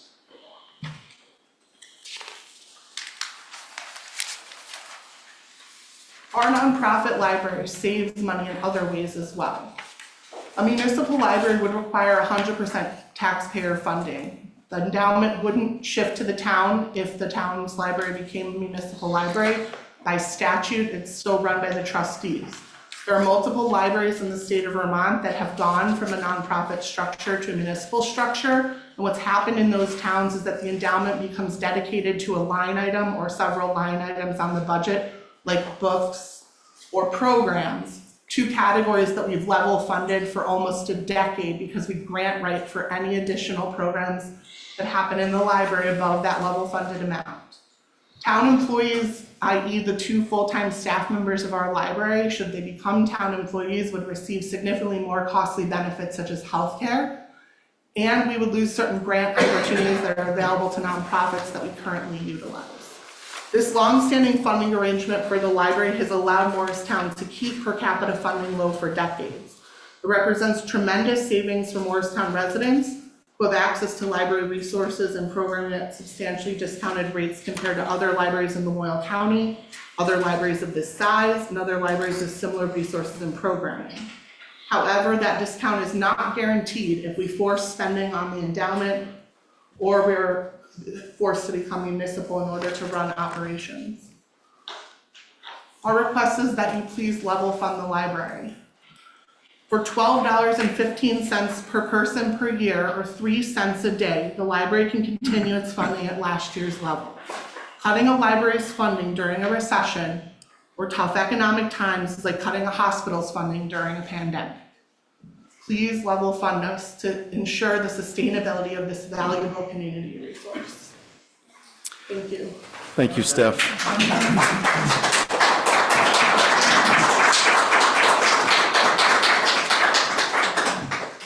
So I very much appreciate the presentation. I'm glad you're here tonight. I'm glad the library's represented here. I just want to say I don't think there's, well, certainly from me anyways, any doubt that our library in Morristown runs a outstanding program.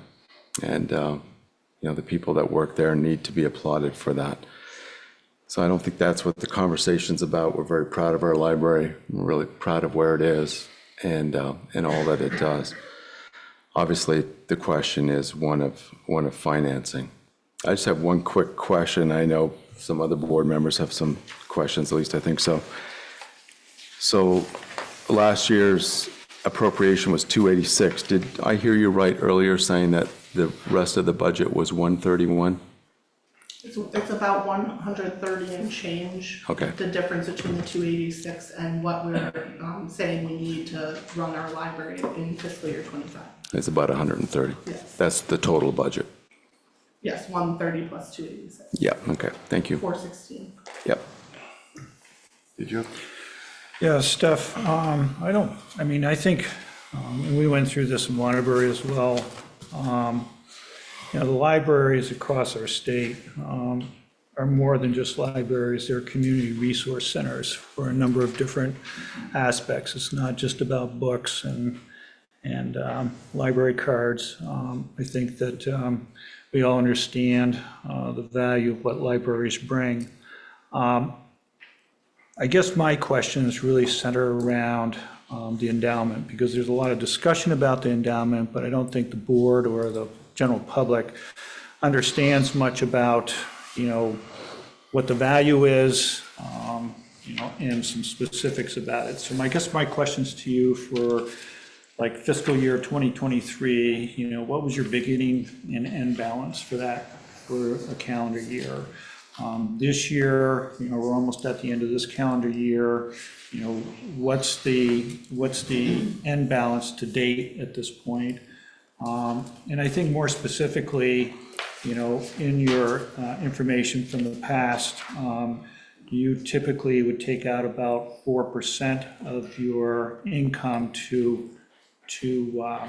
fund the endowments portion of your budget. In an extraordinary year and a half that we've had here, where the S&P 500 is 32%, stock market's at 26% growth. What are you looking at in terms of total income over 23 and 24, just so that we can put some parameters around where you're at? So I don't want to quote any numbers incorrectly. I haven't brought the prospectuses with me. They're about 200 pages each for each year. Maybe Tom has them with him because he asked for the last few years and we provided that immediately. We're sitting at right above 2 million is my understanding of the last performance report. We are using 5.1% as the cutoff for what the maximum amount I was quoting earlier, that's reflected in the budget. So we've used the 1% escape hatch that's in our endowment policy to add to that 4% maximum this year, based on performance and based on the gift that we received that we intend to invest in our endowment as well. The 300,000 plus, that's included in the $2 million overall value? No. So it's actually 2.3 or 2.4 in terms of what your total assets are? Okay, so yes, I would say it back of the envelope, but you can't just take $300,000 and equate it to what's in the account, because it's about stock purchasing and stock value, so it's at a particular moment in time. So if we bought $300,000 worth of stock in this exact moment, then we would experience that for this moment. But I also want to stress that every year we withdraw our endowment portion of our budget at the last 3 months of the fiscal year, so the last quarter.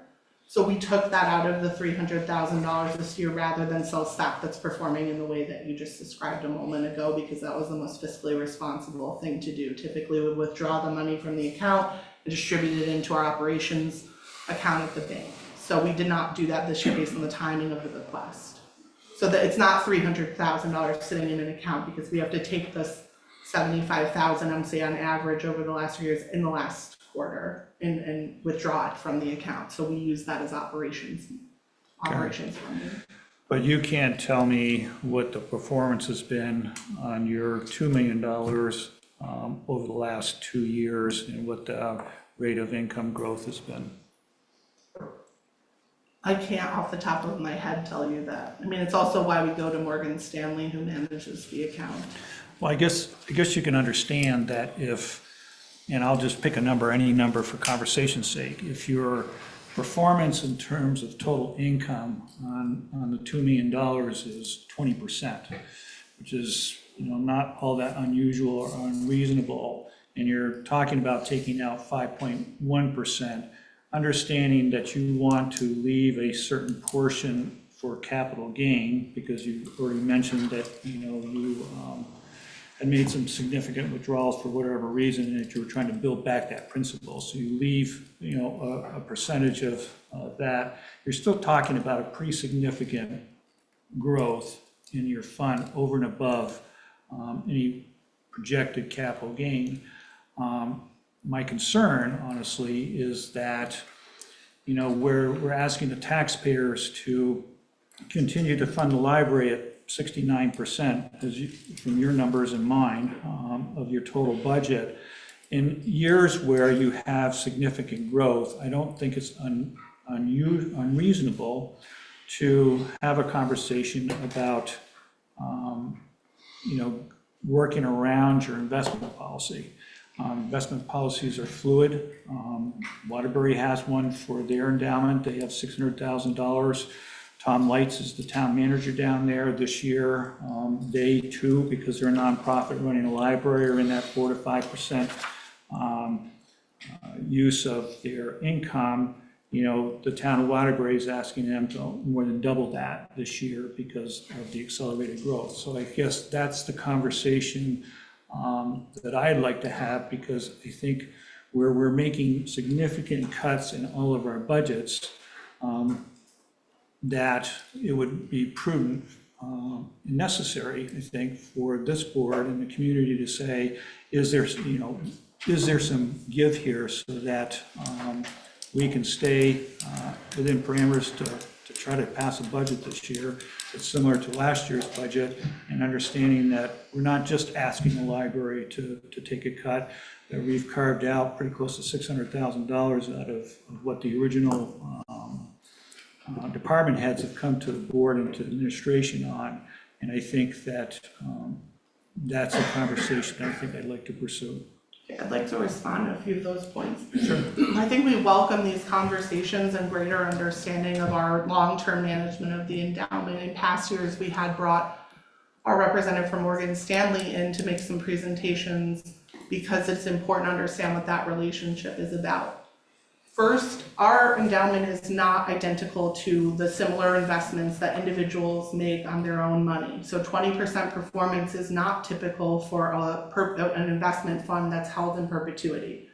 Our investments are more conservative than you would have with other more risk-diverse portfolios. The second thing is our endowment is constrained by the fact that some of our investments have come in the form of Union Bank stock, which was underperforming for a significant period of time. In order to shed that underperforming asset, we had to sell it on a specific schedule that wouldn't cripple our overall investment strategy. So it had to be done over a period of 3 or 4 years, and then sold and purchased items with the proceeds of those underperforming sales. That was part of the reason that between 2017 and the present, we faced an actual $400,000 to $500,000 loss during a period, in addition to other market consequences as well that kind of compounded that problem. So some of the form of our donations to the endowment historically were wonderful assets, but have changed in the recent term and had to be dealt with. Those are some of the constraints that our investment strategy takes into account.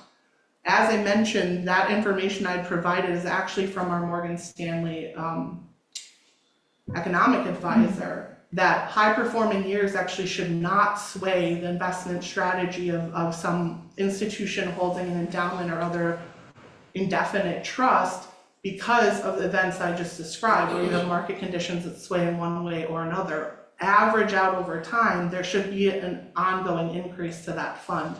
And I will say that we are in no way under some preconceived notion that this cut is targeting us and no one else is making sacrifices. We absolutely see that, but what I want to stress is ours is unique, because as I mentioned earlier, we have staff and we have books and programs, and we have phone bills and electric bills and gas bills. Those are the kinds of things that we have to play with in our budget. So what we're really being asked to do is play with the people that work for us' livelihood, or whether the library is open. And if the select board is asking us to make this decision, we want to hear about which of those we're supposed to do according to this. The other thing that I'll stress is the language in the statutes is important, because whether it's a direct request or an indirect or collateral request, the town does not have a right to request that the library use its endowment in any way that violates an existing endowment policy or change our endowment policy. If the advice we're receiving from our financial advisors is that that is the most prudent decision about that fund, our choice is limited to the use on that fund, and instead we have to make these other decisions. So I just want to be clear to the Morristown voters that a vote to decrease the low level funding is a request that we impact potentially hours of operation and staff salaries. And so if that's the request of us, it's not, please take this from the endowment instead. It's, you have to make those tough decisions. That's what the voters are telling you. So that's the message that we want to be clear about, not please borrow this from the endowment and save us another year from this problem. I don't think that's unreasonable, but it's already the work we've done. We've already tapped these resources, and we've already used the emergency hatch in our plan to take the 5.1% rather than the 4%, which is our typical max. And so those are the decisions. We've already gone to the endowment policy managers and asked them what we can tolerate. And this is their recommendation. Violating that recommendation violates the fiduciary responsibility we have. There's not a flexibility in this determination at this time. The Morristown Library serves both residents and non-residents. What's the percentage split between, the patrons of your library that are residents and non-residents?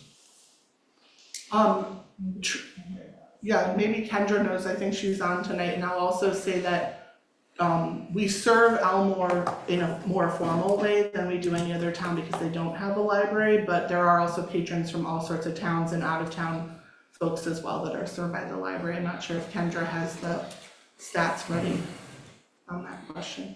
Kendra, are you there? I am here. I couldn't tell you exactly the percentage. Sorry, I could get it for you, but I don't have it at this moment. The reason I asked that question is that Morristown provides services to a number of different towns without a whole lot of financial remuneration to us. I know that in conversations last year that you and I and Julie had about Elmore, they raised their gift from $1,000 to $3,000. When we talk about expenses, we also need to talk about the revenue side of it, and consideration of, you, I think, indicated that you had 5,000 people a month coming into your library for programs. Is there any consideration of a fee for service for either programs or resident, non-resident? I understand it because of statute that Morristown residents are not charged a fee, but is there a contemplation? Because, again, we've got paved roads that we're not doing. We've got a number of things that we're not doing in this conversation. I'd like to hear about, does your investment company give you any, you get $2 million invested with them? Do they ever make an annual donation? Are there other corporate sponsors that you would, reach out to in terms of donations, so that we don't end up having this conversation every year? It's painful. It's a balancing act for us. There's a lot of asks, and we have to try to fulfill those. And so I'm just curious, what plans do you have in terms of other revenue? So it's not acceptable to charge a fee for service or fee for program for a public library, but what is possible is to charge a non-resident fee when someone procures a library card. We've looked at those numbers, and in order to be competitive with other libraries in the area that charge a fee for non-residents, it'd be $20 at the maximum, and that $20 I think we determined translates to about $7,000 or $8,000 based on our last check of non-resident usage. If every one of them decided to pay the $20 instead of go to another library that either doesn't charge a fee or charges a similar equivalent fee. So that was an attempt we made at looking at that issue. I think it's an option, but it's not a lucrative one. It doesn't generate the kind of funding that we're talking about here. But it is funding. Absolutely, if you do it and people are willing to pay the fee, it's a form of funding. The other piece of that question was, in terms of solicitations, either to Morgan Stanley or other corporate sponsors, or gift giving from within the community or outside the community, what kind of conversations, if any, that you've had? So our annual appeal targets former donors as well as other residents in the Morristown area and beyond, also corporations, small businesses, and then when we hold events, and that's where we're getting the approximately $20,000. When we're holding events like the theater event that's coming up in March, that one we have applied by apply to me, sent letters for corporate sponsorship for an event like that, and we do obtain some funding through those streams. Those are things like with our partners, Morgan Stanley, and we've had other partners in terms of business partnerships that have helped sponsor other events for us. I'll stop talking here, but I would still like to get the financial information on your endowment in terms of beginning balance, ending balance, and income growth over the last 2 years. I'm happy to send the same reports that we sent to Tom for the last 3 years if that'll cover your concern. Yep, thank you. Other questions? I do. First of all, I'm a little confused because you're saying the 300,000 did not go into the endowment, and you talked extensively about what we can draw from the endowment, but I'm unclear as to, given you had this bequest, which I would say there's, the baby boomers, we're about to have the biggest financial offset ever, so I would encourage you to align with the baby boomers, because there's a lot of money, and these bequests are huge. As a funding, I know that's a tricky one. But, so I'm confused as to, it's not in the endowment, but you're saying that you can't touch it to help just kind of offset this year. Can you speak to that? Absolutely.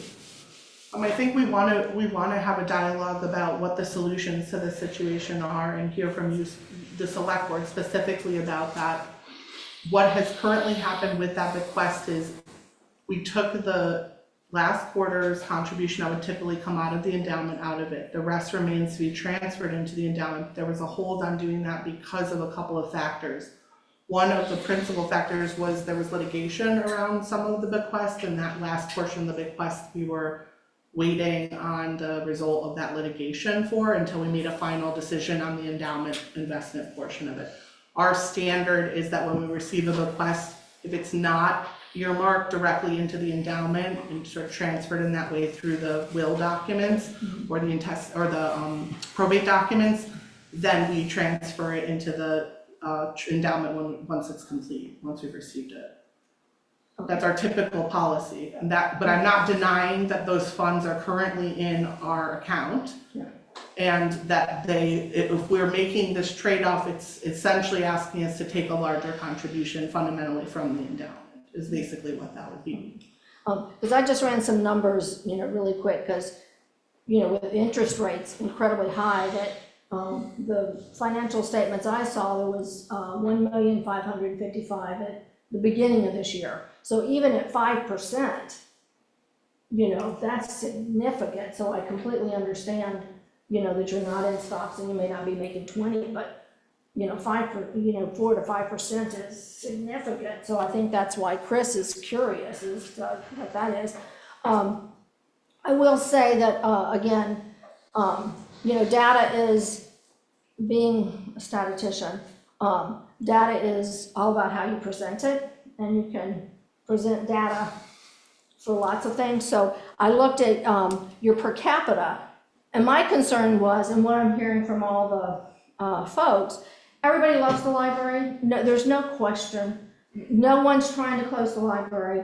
It's just with what can we afford? That's the basic question.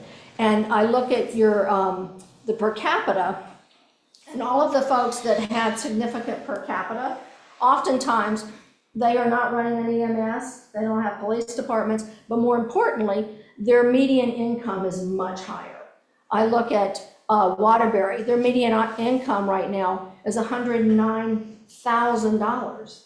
We're at $61,000. So, I think I think is really far more significant than per capita. And I personally know lots of folks who love the library, but they're having to work into their 70s because Social Security and Medicare. And while they love to go to the library and participate in the programs, I personally would love to go to yoga, I'd love to go to knitting. I have to work, so it's kind of hard for me when I see that you've got 400 extra programs. Well, I'm thrilled, but I need to pay my bills. I need to pay food, my heating bills. So we're just, I think everybody is just asking that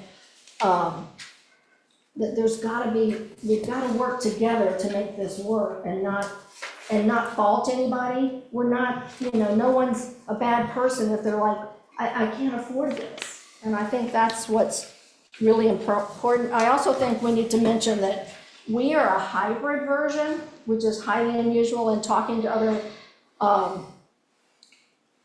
libraries around the state. If you're strictly not-for-profit, I have friends that are on the library in just next door, and they said their board does nothing but fundraise because they don't have an endowment and they don't have, a hybrid version. So looking through your fundraising, I see there's no federal grants in your budget. Do you have anybody, are you looking to get somebody to write federal grants? Because that's where the money is, not in the state.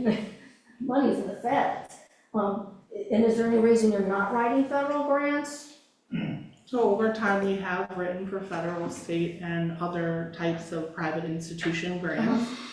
Like we obtained a PPP during both eligibility periods for that money that goes directly to payroll, which is unlike most other grant programs. There are very few grant programs that let you target payroll, which is part of the issue. We have explored grants at all of those levels each year.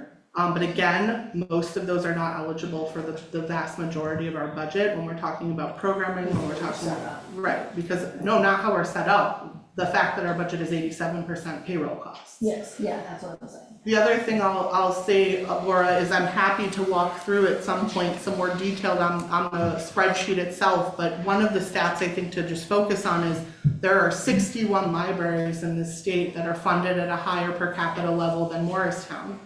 I can promise you that in that 61 cohort, the median incomes start to look a lot like Morristown too. So this is not something that's unique here that we're experiencing savings. We like to think of the savings as a guarantee if the endowment is properly protected and an absolutely inevitable cliff if it is not. We could spend the $2 million and fund the library for about 4.5 years and then run out of an endowment and face 2 to 3 times as much per capita at that point in time, assuming that there's a steady increase in costs for these types of things. And I'll tell you that those programs for a single mom or a family whose kids come down from Morristown Elementary so they can work those extra 2 hours are exactly what you're talking about. Without that childcare, that mom can't hold that job. And without the programs for folks that I meet every day when I go into the library, and I have 4 children and I work way more than full-time, and this is starting to look like a full-time job during budget season, I think that all of us are stressed for time. The library is much more of a support than it is a hindrance on that. We can connect there as a community, we can have these dialogues, we can have these conversations, we will share whatever information people want from us and try to come up with a solution that makes sense. Putting a grant writer on staff is sort of antithetical to the issue we're facing. There isn't enough funding to sustain our current staff. Our staff is as expert in grant writing as any staff I know in a locality. We have folks on our staff that have advanced degrees and are taking a paycheck that does not reflect that level of education and experience. We have people who work for the library for over 30, 35 years. they're so dedicated to this that less than 5 years ago, some of them were making under $15 an hour when you calculate it out. These are folks that truly believe in what we're doing and they serve our community tirelessly. And I just want to send the signal to them that we support them. Thank you, Steph. Richard?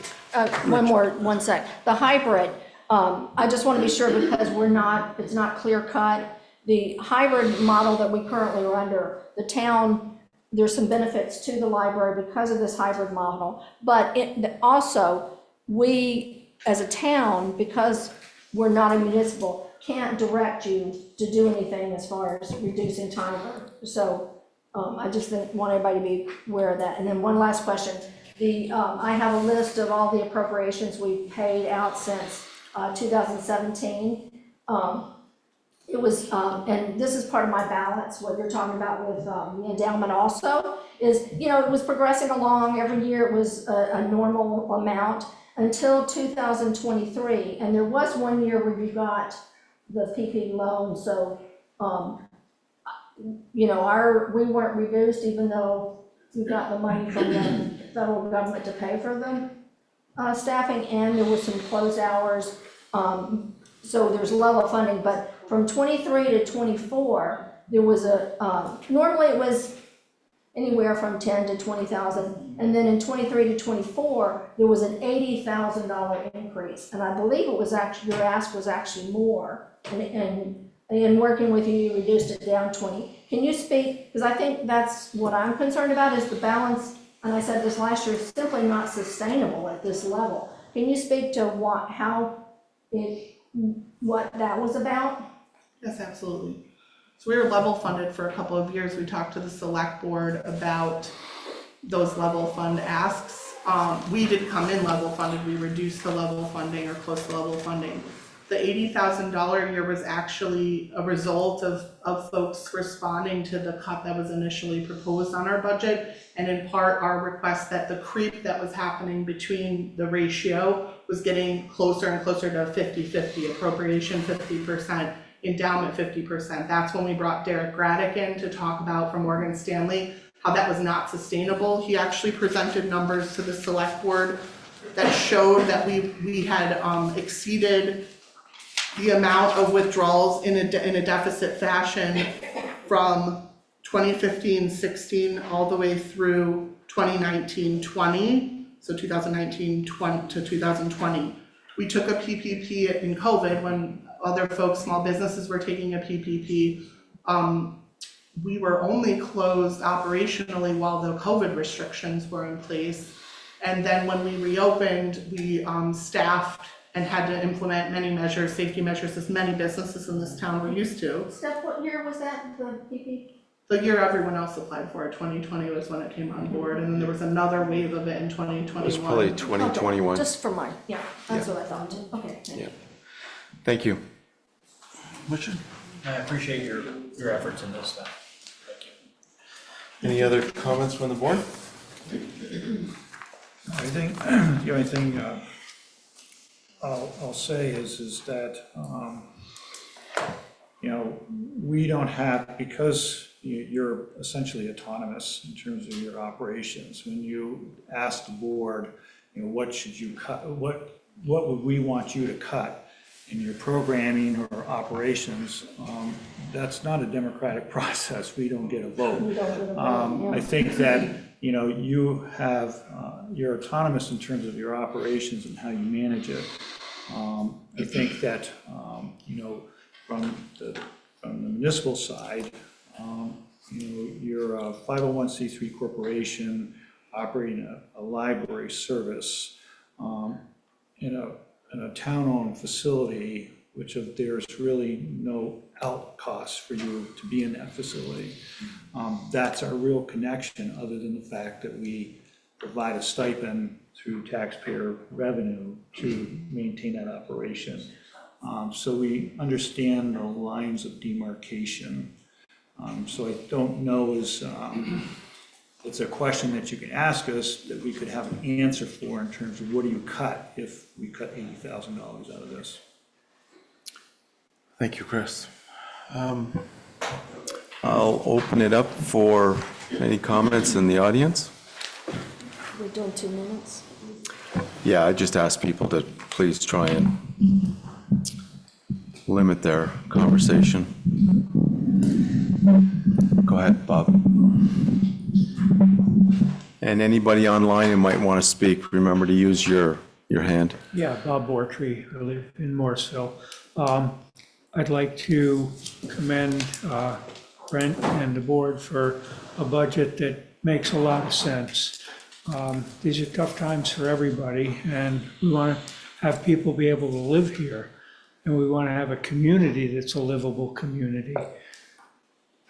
The library is very much a part of a livable community. I'm amazed at when I go in there, the number of people and the services that are supported by that library. We're talking about $12. You go to Black Cap Coffee 4 times, you've spent $12. Seriously. Folks. Twice. Folks. So Hey, folks, please. My point is, individually, that's a pretty small ask, and I understand all of the other things that we're on the hook for. Obviously, roads, other things that aren't in the budget right now, but I would ask us as a community to put a value on what we care about in this community. What makes this community this community? You know, we don't have a whole lot of other things going on. I can't go out and have a drink and listen to some music in this community. I used to be able to. I don't go to a restaurant in this community because there aren't any that I want to go to, other than Pizza on Main. We have very little draw to this community. River Arts is one, the library is the other one. And we need to be very careful about how we treat those folks. And I'm more than willing. I don't have a ton of money. I'm retired. But I'm certainly willing to support the library and support River Arts. I think those are vital parts of our community. Thank you, Bob. My name is Tom Cludia, and I wish you pay my $12 too, while you're at it. I'm gonna try not to take offense that you said you're gonna close the library if we don't give you this money, or you're gonna lay off people. That is very offensive. Tom, if you could direct your thoughts to me, that would be great. Thank you. All righty, for $80,000, you're gonna cut people that have been there for 30 years, or you're gonna close the library up? I don't think so. My problem with the library is, and if these figures you gave me are accurate, in 2023 to 2024 to this present one is a 25% increase in your grand total expenses. If you have more programs, or as the only town is Burlington that has more programs than you have, maybe you should decrease the programs. Maybe you can ask these people to pay $5 to babysit for 2 hours. I don't know if that's legal or not. Excuse me, folks? Okay. Folks. No, all right, that's just, all right, fine, thank you. But there are grants, and you have, I love the people that work in the library. I go there, well, I used to go there a lot. And they're very highly intelligent, dedicated people who I know could write grants. And there are very, very many grants available that could cover this $80,000. We are paying $206,000 to the library. That's not a little chunk. Not when we got our roads the way they are. And you got a budget that if you increase it, we're gonna be in trouble. We're gonna be in trouble. Thank you, Tom. Thank you. I'm just going to ask folks, when you come up to the microphone, please address your comments to the chair, not to other people in the room. Come on up, Tony.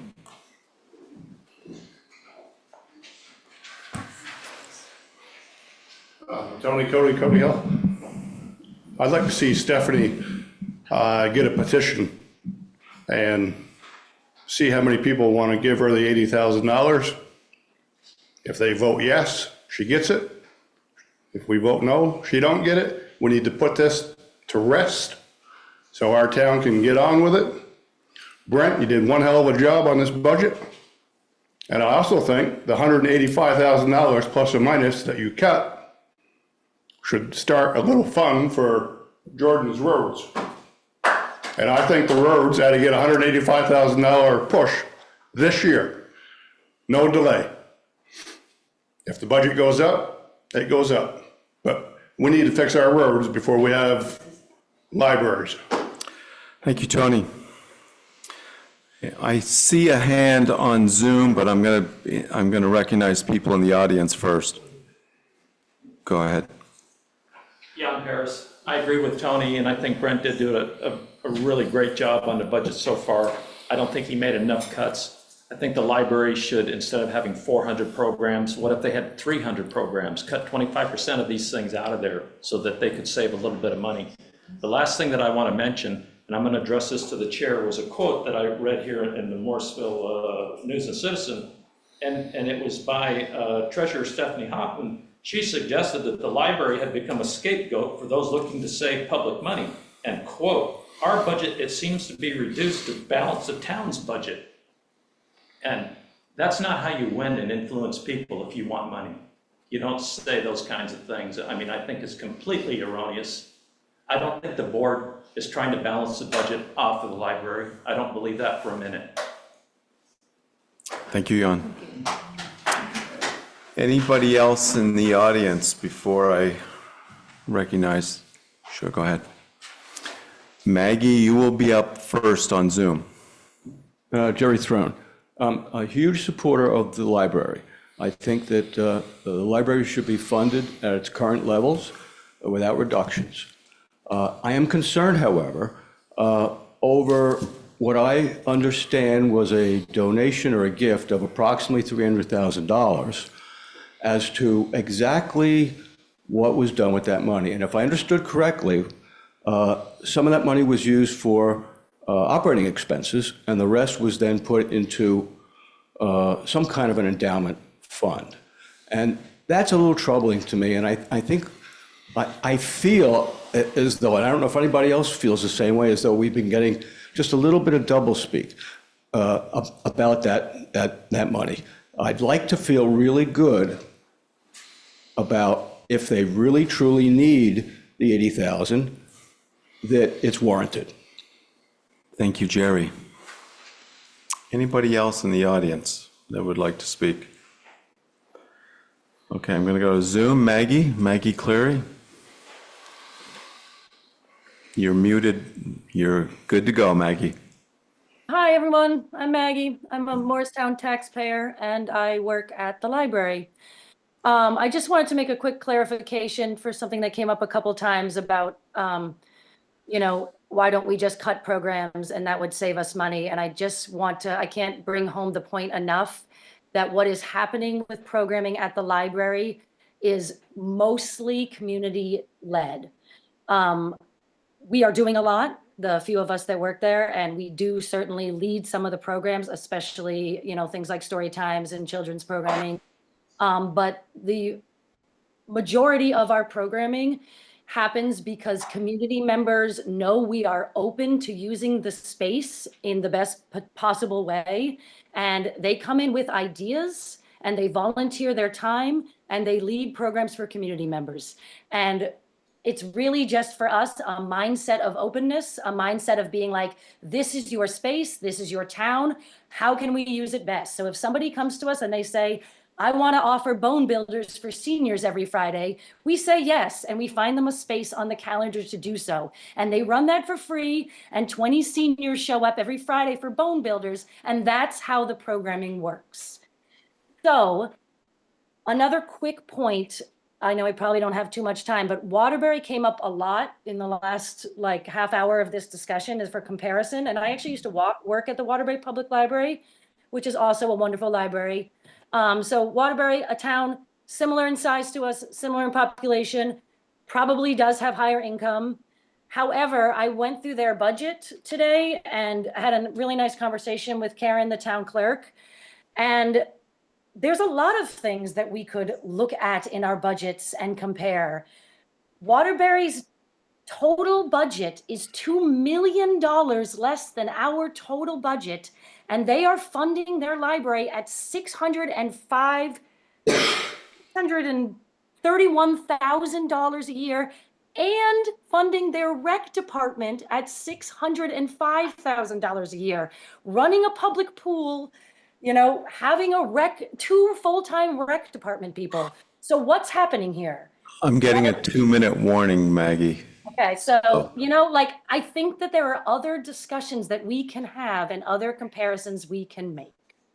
Thank you. And it's just strange that it always falls on the back of the library. Thank you very much.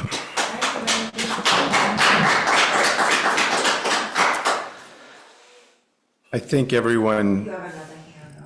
Okay, great. Thank you, Judy. Is that Jenny? Jenny Anderson. Hi, my name's Jenny Anderson, and we are a town resident, and I just want to say, love the library. My kids love it. I support, I'll pay $12, whatever it takes. I want to circle back to the roads for 1 second. Has there been any conversation? Jenny, we're really talking about library right now. And I totally get that, but I'm trying to fill in the circles, maybe like Graham Mink, Nick Donza, MSI, Concept 2. Have those businesses been charged additional money for their big trucks to come through for the roads and any of that? I just wanted to throw that out for suggestion. Okay, thank you. Thank you, Jenny. Thanks.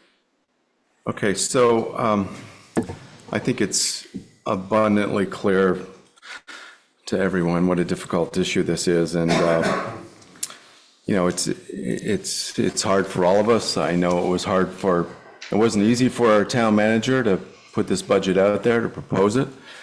I don't think not that none of us signed up. The 5 of us up here didn't sign up for an easy job, but it's not easy for us. But I do very much appreciate Stephanie coming in and giving this presentation. I do really appreciate all the comments from the public tonight in the audience on Zoom. The amazing number of emails that I've received. I've tried to answer every single one. I think I have. Maybe I've missed one, but there's been a number of them and a lot of great comments added there as well. We are not, we're not about to make a decision tonight, but the board does have a tough decision to make here.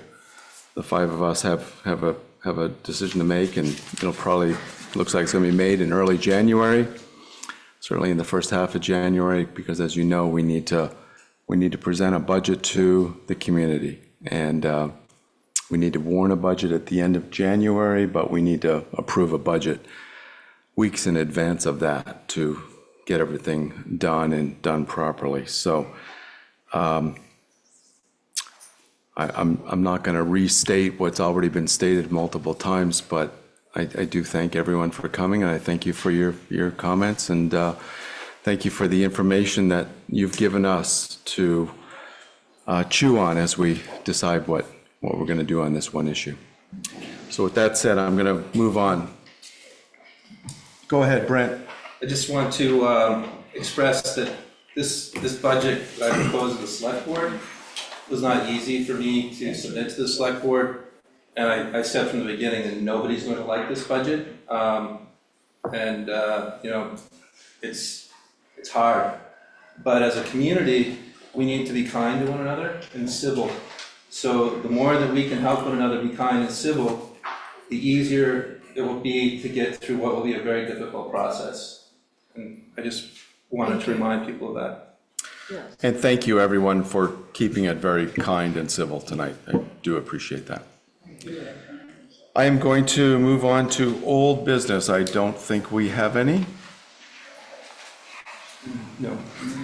Then number 7, approving the warrants. So moved. As people leave, I'd ask you just to leave quietly if you can. I have a motion to approve the warrants. Second. So I have a motion by Chris and a second by Richard. Do I have any discussion? Hearing none. All those in favor of approving the warrants, please say aye. Aye. I'm abstaining because I haven't figured out how, I haven't talked to Abby, haven't figured out how to get. So into the that would be system, sorry. 4 yays, no nays, and 1 abstention. I've just been busy, sorry. Community comments. Come on up.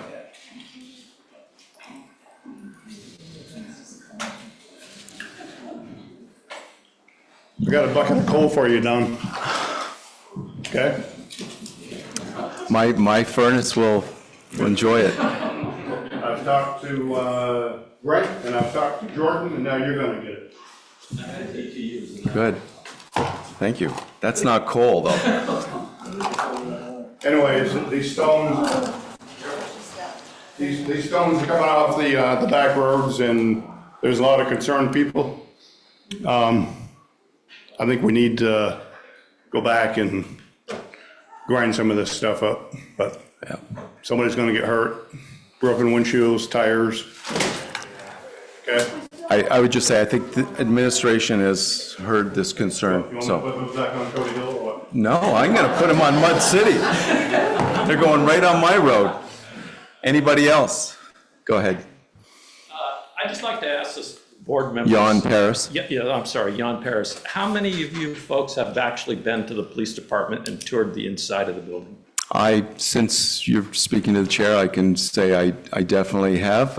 Jason took me on a tour not too long It looks like after everybody has. I went to, I came on the board, and it was a very, very telling tour, believe me. We went to see Jason just the other day, and he gave us a tour. It was like, holy. I mean, it's not just our roads, obviously. not. But I mean, that place is wholly inadequate Yeah. for the number and the things that have been going on around town. Yeah. We are aware, John. I just was curious, because it was a real eye-opener when we walked in and go, holy smokes, this is the police department. Unbelievable. Not that the police department needs to give too many tours, because they got enough stuff to do, but, yes, those of us that have been there have been impressed. Lovely door. Go ahead. On the back of that, A name? Yuana Paris, Mooresville. I guess the question would be to you all, is there a vision of the town, where the town is going in the future, as far as fire, police, EMS, all that kind of stuff, which I know is basically it boils on the money, but as some of these agencies get pushed into smaller corners, because they get bigger and bigger, something has to change. And we as a community seem to have difficult, having enough money to take care of everything that we need, and we haven't. It's pretty apparent tonight. Do you folks have the vision to think about how we get ourselves out of this mess with the people that we have? There's a definite vision, and we've talked about it many times in many different contexts here. And if nothing else, since we're here talking about the budget mostly tonight, if you listened to me a week ago, you heard the cuts that the administration put into that budget. And those are the minimal visions that our police department has. Those are the minimum visions that our fire department has, that EMS has, that the highway department has, and that the government services here have. So I would say they gave us what they thought they could survive with, and we cut that. And but the vision is bigger than that. We just don't have the money. Yeah. We'd love to build a new police station. We'd love to build a new fire station. We'd love to get all these roads paved and all these sidewalks put into place. So, yeah, we do have a vision. You're hearing the vision on a regular basis, and we'll get some of it done. The town is growing. I mean, I see new buildings all over the place. Hopefully, they're gonna pay their fair share to help have more tax revenue. Well, that was evidenced by I don't want to get into too much of a dialogue here, but that was evidenced by what our municipal budget ended up going up last year for what are we in, 24, 25? It went up by 0.7%. That wasn't what we passed as a budget, but that was what was reflected after the growth in the grand list was added in. So it's there. It's having an effect. It's lowering our taxes. Gotta do more. Go ahead. Mary Lou Nichols. Microphone, I'm sorry. You need to talk to the people online. Hi, Mary Lou Nichols, Morrisville. I want to thank George and Don for having that little breakout session the other night in the Wing Center. I think it was a snowy night. I think there was maybe, 40 people there? 30, yep. 30. But it's really important for, I think, the Select Board to continue with these kind of little breakouts. So you see, there was a lot of different people that showed up for that. You get a lot more good, fuzzy, warm feeling when you're talking in that sense, very different than here, to the Select Board. So I want to thank you very much. And the other thing that brought out was every time the vote doesn't pass, I think it costs $10,000. Yeah. And that was 3 times last time. That's 30 grand. And I think we have to keep that in mind too, of this divisiveness of, I don't want this, I don't want that, and it just snowballs into more money. And anyway, thank you. Thank you, Mary Lou. Go ahead. Jerry Throne. I mentioned this before, but I think this is another opportunity to bring it up concerning our funding concerns. Local options tax. I don't know what it's going to take to do something to move that along. Can you explain? I'm not going to get into it tonight. I'm not going to explain it tonight. It's not a warned agenda item, but I hear you loud and clear. Anybody else? Yeah. Evelyn Throne. I think I probably said it before, but as far as a vision for the community, we are having growth. We're having people move in, and there's just not things for the kids to do. And that's part of the reason why people come to a town. That's part of the reason why people stay in a town. We used to have a mall, for better or for worse. The kids could go there. Where I lived, we had a place where they could roller skate. They had, the public places that kids could go in all of society. And I see it maybe even enhanced in this town. There aren't places to go. So I would want you to consider that when you're thinking of the library budget and hopefully rethinking or being creative with the rec budget. Thank you, Evelyn. Any other comments? Otherwise, I'm going to move on. I don't see any hands online. Okay, so I'm going to move on to the schedule. Just remind everybody that on January 4th is Pie for Breakfast Day. This was, I thought, a very successful day last year, and I encourage people to come. It's 4 hours. It's a chance to come together. It's kind of like our town meeting day, and that we used to have. And thank you, Sarah Haskins, for bringing this idea to our attention a little over a year ago. And like I said, it was very good, and I will be bringing a pie, I promise. January 6th will be our next regular Select Board meeting at 5:30. January 13th will be a Select Board special meeting at 5:30. January 21st will be another regular Select Board meeting, and January 27th will be a Select Board special meeting. And both of those special meetings have a budget context to them, I believe. All of them will have budget context. Thank you. So I will entertain a motion to adjourn. So moved. I have a motion to adjourn. Second. I have a motion by Chris, a second by George. Second all around the house. Any discussion? All those in favor, please say aye. Aye. That would be unanimous, Judy. Good to see you. You guys should win the contest. I know.